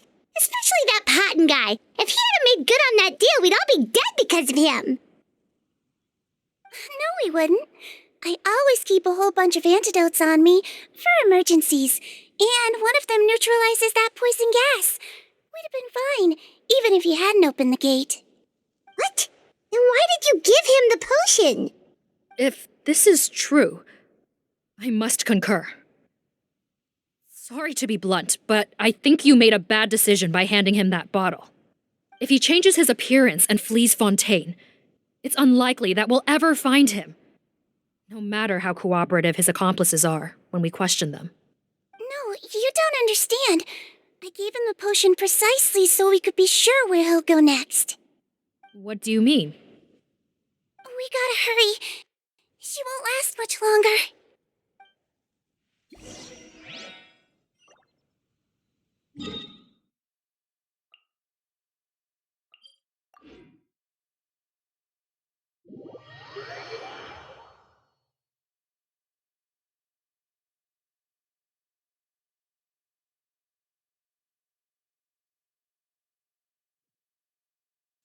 My apologies.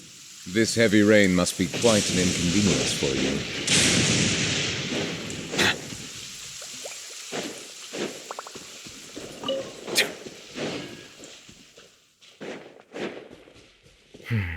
It's over.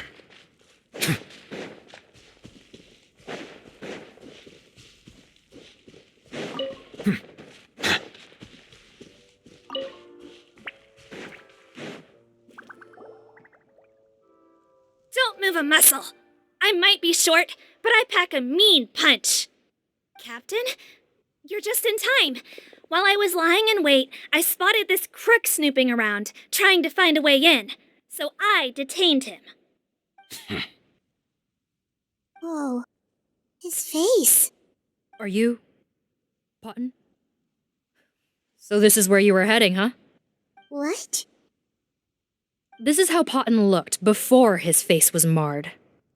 His current appearance matches the mugshot on his arrest warrant. I see. Wait, so what's going on? Wasn't the whole point of the potion to disguise himself and escape Fontaine? Why would he change back to his original face and run right into our trap? Enough of this nonsense! Let me in! You better pipe down. There's an old lady in there who's very sick. No way are we letting a crook like you inside. To heck with it. Listen to me. I'm Rawat. That's my mother in there. He's gotta be lying, right? Rawat was a victim in all this. He was forced into it against his will. How can he and this monster be the same person? Forced against his will. That's the funniest thing I've heard all day. Back when I was being coerced, everyone thought I was colluding of my own free will. And then when I actually became a criminal in my own right, you all suddenly thought I must be under duress. Amazing what a difference a handsome face makes. Save us the speech. Explain yourself. You want an explanation? Fine. I'll tell it how it is. When I was just potting, the whole world treated me with contempt. Ew. What do you want? Get away from me. Women despise me. Collaborate? You don't look like much of a researcher to me. My peers scorned me. Mr. Parton, was it? I'm most interested in your research. Consider my offer carefully. I doubt you'll find other investment opportunities. Only villains would work with me. You want out of the game? Forget about it. Turns out, I slipped up a little. Left your picture with some Marechaussee Phantom officers. Easy mistake to make. Now they've listed you as an accomplice and drawn up an arrest warrant. So I suggest you put any thoughts of running away to rest. If you get caught by the guards for being in the synth business, you ain't ever seeing the light of day again. There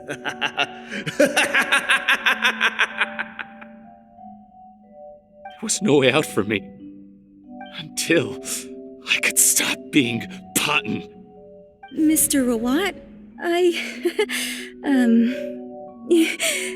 have something I'd like to tell you. I became popular with women. This new potion you developed is fascinating. Genius, in fact. Would you consider working with me? I'd be happy to sign a licensing agreement. My peers looked up to me. I'm very interested in your research, sir. You must no doubt have offers from countless investors, so far be it from me to ask for a full collaboration, per se. I merely wanted to express my interest. No pressure at all, naturally. And the villains even began to fear me. Becoming Rawat showed me what a superficial world we live in. But I did not hold a grudge. After all, this superficiality could be made to work in my favor. Or so I thought. But alas, the world seemed bent on finding a reason to make me despise it. Mother, I'm back. How are you doing? Who are you? I bought the best medicine Mora could buy, but nothing would cure her illness. In the end, I hoped she'd at least be able to see her son one last time before she passed, but when everyone else rejected me, the only person who cared about me was my mother. Then, when I became a rising star in the Fontaine Research Institute, I was unrecognizable to her. I have to let her see me again. Even if it means donning my own wretched, ugly face. Well, is that enough explaining for you? Now do you understand? Let me inside already! Have you ever considered if you'll even be able to look your mother in the eyes after what you've done? You found a way to completely change your identity. You could easily have escaped from them. But no, you chose to keep working with them.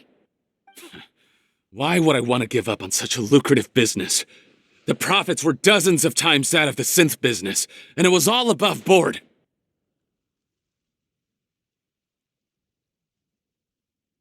So you kept being a villain just for the money? Villain? By what standard?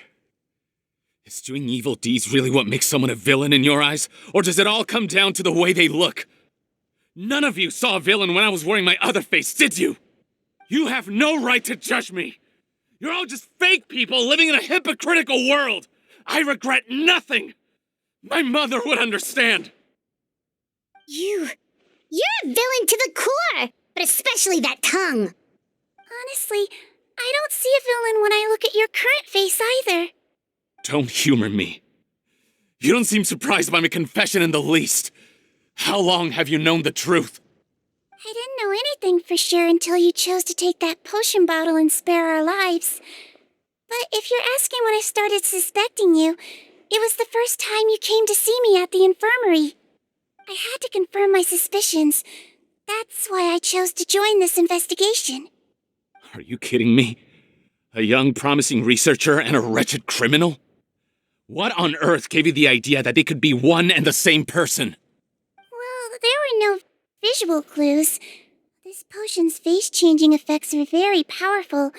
Even as a Melusine, I couldn't see through the disguise.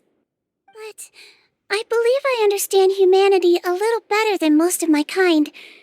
Humans have certain fundamental qualities that do not change with their appearance. Fundamental qualities, huh? So you think you're the one who's seen through me, do you? Most people probably don't know this, but I think I can guess what your deal is. Melusine constitutions are very close to that of water, so it stands to reason that the potion should work on them too. You used it yourself, didn't you? That's why you have a human appearance. Sigewinne? Yes, you're right.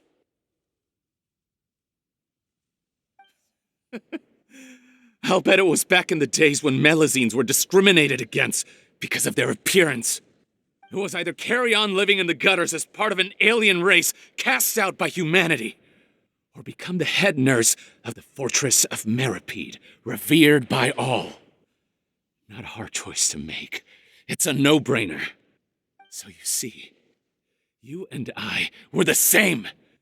And I'm the one who saw through you! That's not important right now. You came here to see your mother, didn't you?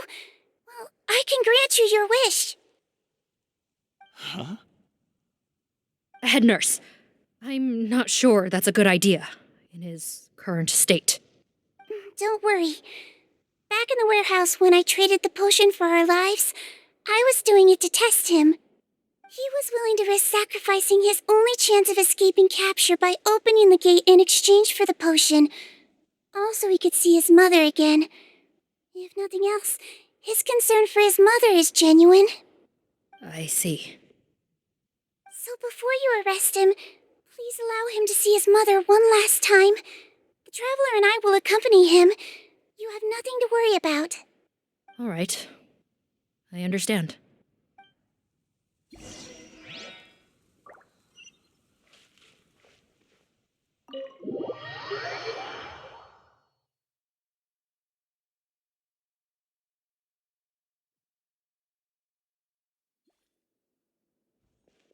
Mom? It's me, Potton, your son. You recognize me now, don't you?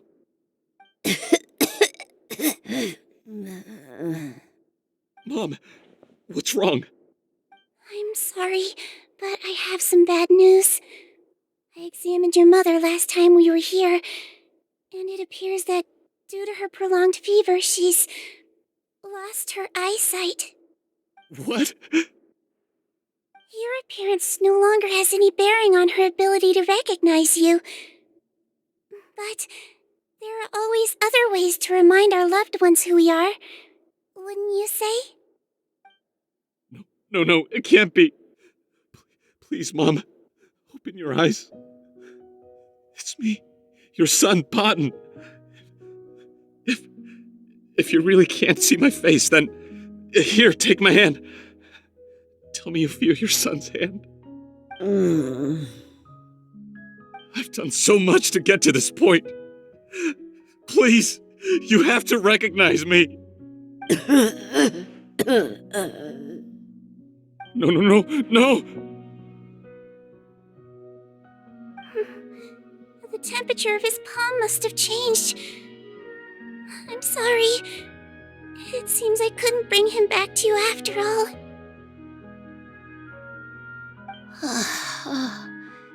It's you. Thank you.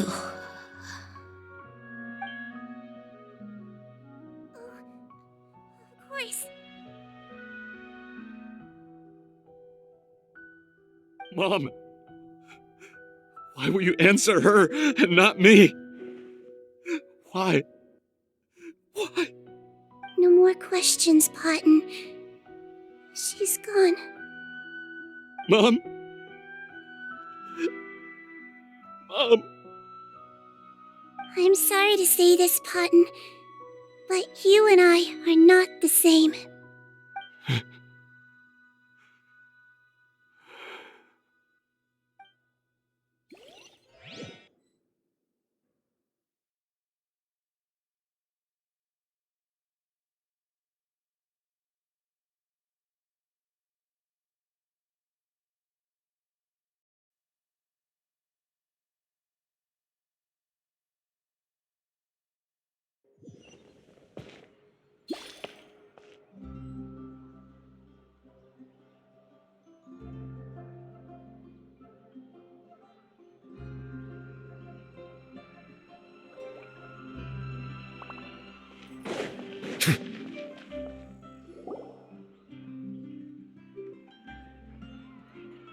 The wait is over, everyone!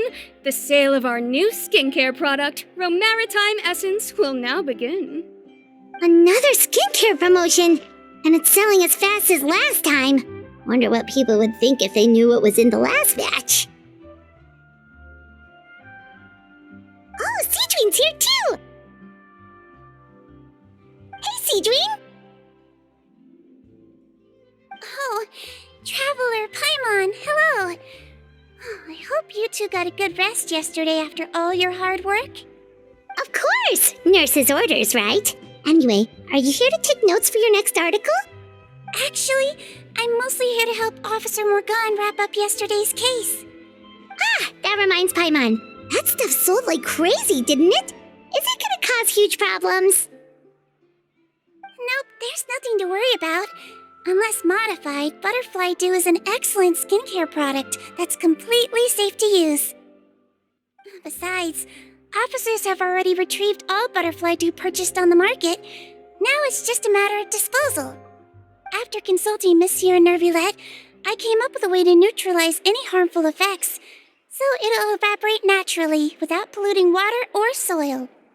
Wow, it's Sigewinne to the rescue again! Thank you for serving as our consultant, head nurse. All the butterfly dew we recovered has been disposed of, according to your instructions. Great! Good job, everyone! Also, you mentioned you wanted a copy of Rawat's interrogation records. Well, technically, Potton's records. Anyway, I have them with me. Here. After he saw his mother for the last time, it was like all his mental defenses came crashing down. He put up no resistance during the interrogation, and answered all our questions. We learned a lot. Apparently, the formula was something he discovered by chance while helping the criminal gang produce synth. Later, he came up with the idea to dilute it and use the resulting substance as a skincare product. Their supplier was Vache, but you could also argue that they were the ones doing him a favor. His operation helped Vache's gang dispose of an enormous amount of evidence. It made for a seamless collaboration. One man's trash was another man's treasure, and there were no loose ends. It's no wonder we never noticed what Potton's gang was up to. Vache again, huh? Is there still no end to the harm he caused?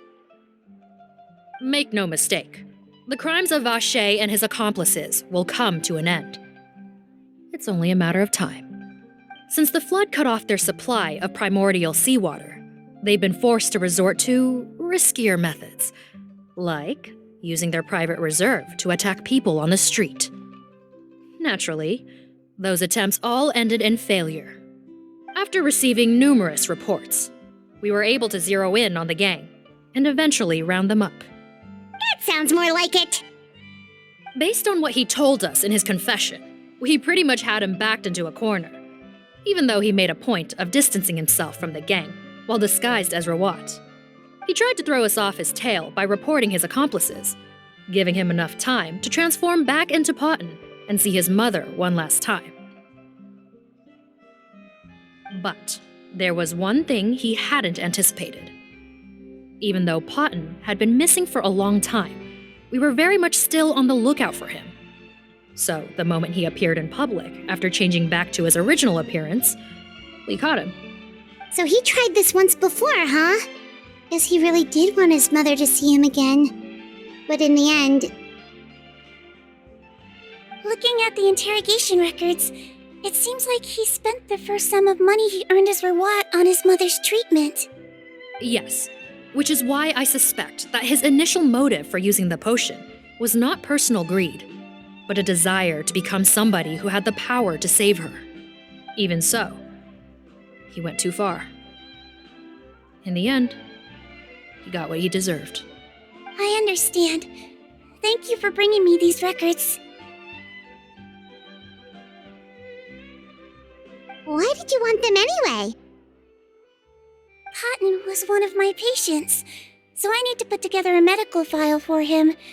My teacher always stressed that a person's life experiences are just as important to their file as their medical history. Why are you still treating him like your patient? Isn't he kind of beyond redemption now? That may be true, but a patient is a patient, regardless of the choices that bring them to my care. One last thing, head nurse. Please keep everything you know about this potion a secret. It would be for the best if most of Fontaine knows nothing of its existence. I know my fellow officers and I will be able to sleep easier if that's the case. Of course, not to worry. Thank you for understanding. I'll take my leave then. So, Sigewinne, did you really use that potion yourself? Why do you sound so surprised, Paimon? I told you all about it. It was quite a while ago now. You mean that story about the witch and the potion? So it was really, actually, genuinely a true story? Yes, it really actually genuinely was. But...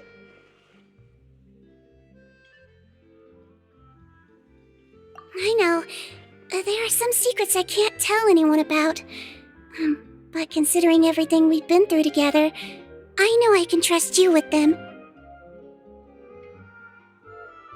Before I tell you, though, could you follow me somewhere? I want to pay my respects to an old friend. Of course!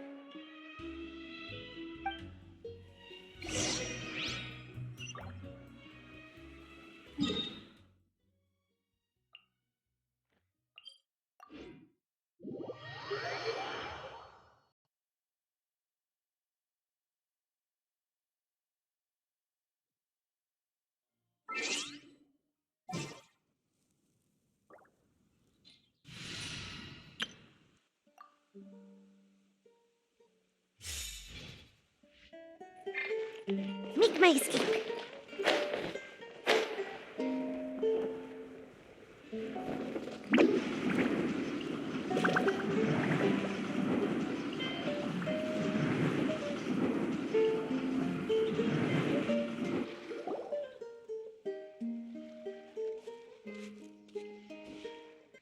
Oh, Neuvillette and Risley, they're here too! Good to see you, traveler. Paimon. I trust all has been going well for you? Big news, everyone. The Udex is out of his office on important business. Is that genuinely something people would consider big news? Why wouldn't they? Important business is a big deal. Yes, you're quite right. When someone you care about requires emotional support, being there for them at the right time and place is of the utmost importance. After reading the Maréchal Phantom's reports, I had a feeling a trip here might be in order. Take note. That, my friends, is how Monsieur Neuvillette shows that he cares. We're both here for the same purpose, actually, to accompany Sigewinne as she pays her respects to her late teacher. So the old friend she mentioned was her teacher then? The witch? Oh, sorry. Paimon didn't mean to be rude. It's only 'cause Sigewinne calls her that all the time, so... I doubt she considers that title to be offensive, Paimon. Don't worry. Indeed. In fact, I believe Sigewinne would take it as a sign of affection. She has spoken of this doctor on many occasions, and it sounds like she was a truly generous individual. In those days, many people harbored prejudices against Melusines. She was the only teacher willing to take Sigewinne on as a student. Wow.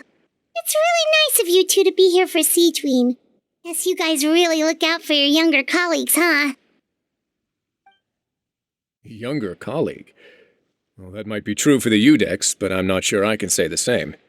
Sigewinne served a sentence in the fortress of Meripede hundreds of years ago, and after she did her time, she decided to stick around.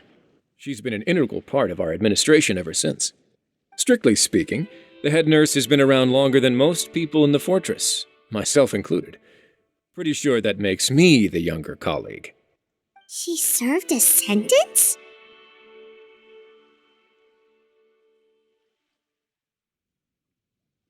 Yes. Long before I became Udex, there was an ancient law in Fontaine that prohibited any attempt to transform another species into a human.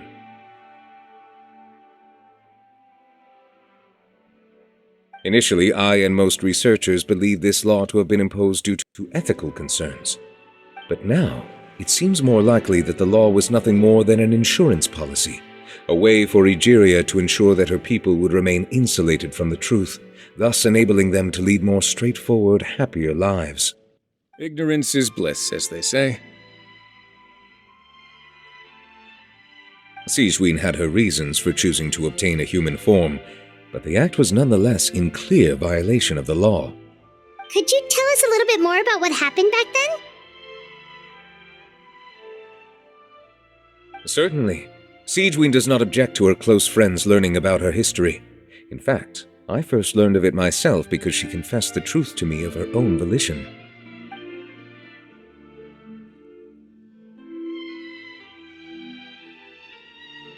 Even with their daughter so ill, they kicked you out? Stubborn as always. And prejudice isn't a disease I can cure either.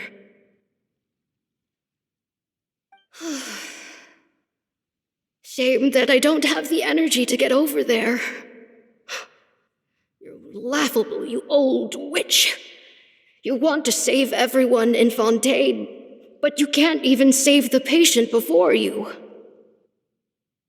Master, what are you... I discovered a strange disease, one I suspect that every Fontainian suffers from. But without witnesses or proof, no one will believe me. I had no choice but to experiment on myself to find a cure, but I hit a wall. And as you can see, it took a wretched toll on me. Then I'll find a cure for you, and then you can go cure her. There's no need. I am beyond saving now. There's nothing you can do. But, Master... As I said before, a doctor's duty is to treat whatever ailments they can. I know, but they don't trust me at all.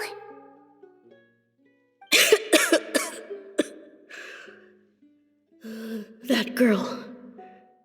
She's your first ever patient, isn't she? Tell me, what cost are you willing to bear to see her cured? I'll do whatever it takes. Even if it means breaking the law and being punished for it? As long as I don't hurt anyone. Yes.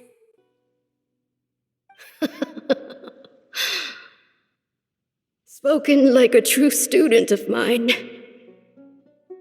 Then I shall make one more final gamble and see my experiment through to its end. Leave me for now and come back in 2 hours. If I am able to work this miracle, then I will have found a way to save all Fontanians, and I shall be able to help you treat that girl. If not, then it means there is one more disease in this world that I cannot treat. In that case, do not come looking for me. I will leave you a parting gift. An accidental discovery happened upon through my study of this strange disease.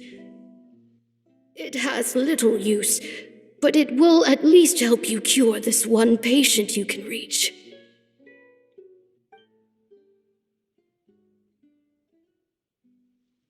When Sigewinne returned, the miracle had not occurred. She found a potion bottle and a note on the table.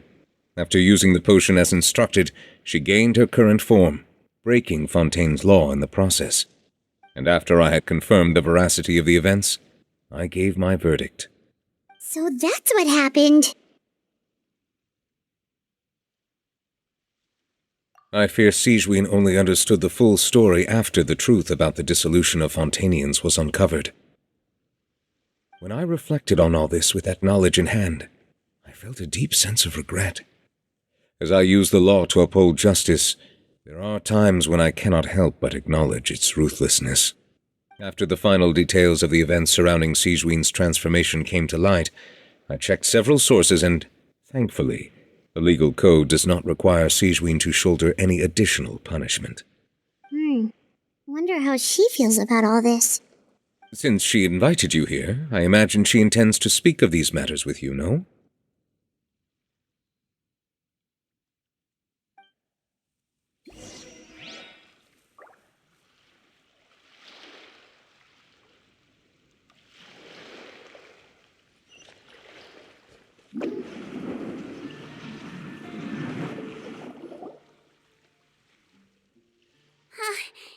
You're here. The old friend I mentioned was my teacher. When she passed, her body was nowhere to be found. All that's left of her is an empty tomb. And even that's deep underwater now. Sigewinne, the witch who gave you the magic potion, she was your teacher, wasn't she? Sounds like Monsieur Neuvillette filled you in. After learning the truth, it must have been hard to process, huh? Well, to be honest, after I realized what really happened that night, my first thought was that it kind of made sense. It seemed exactly like the sort of thing she would do. But she was planning to sacrifice herself and never told you. That's just who she was. If lying is what it took to get a kid to take their medicine, then that's what she'd do. All right, but why did you turn yourself in? I broke the law, simple as that. My teacher made her choice, and I made mine. True.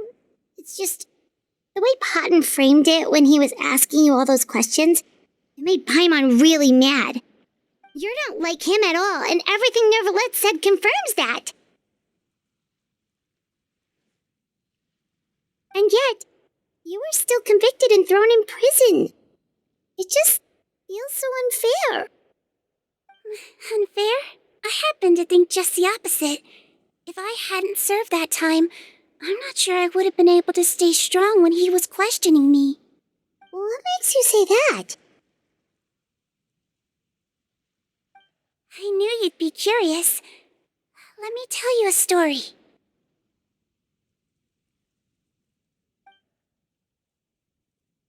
The verdict came down. This Melusine is guilty. Deudex defended the authority of Fontaine law, but he did not confiscate the Melusine's medical kit.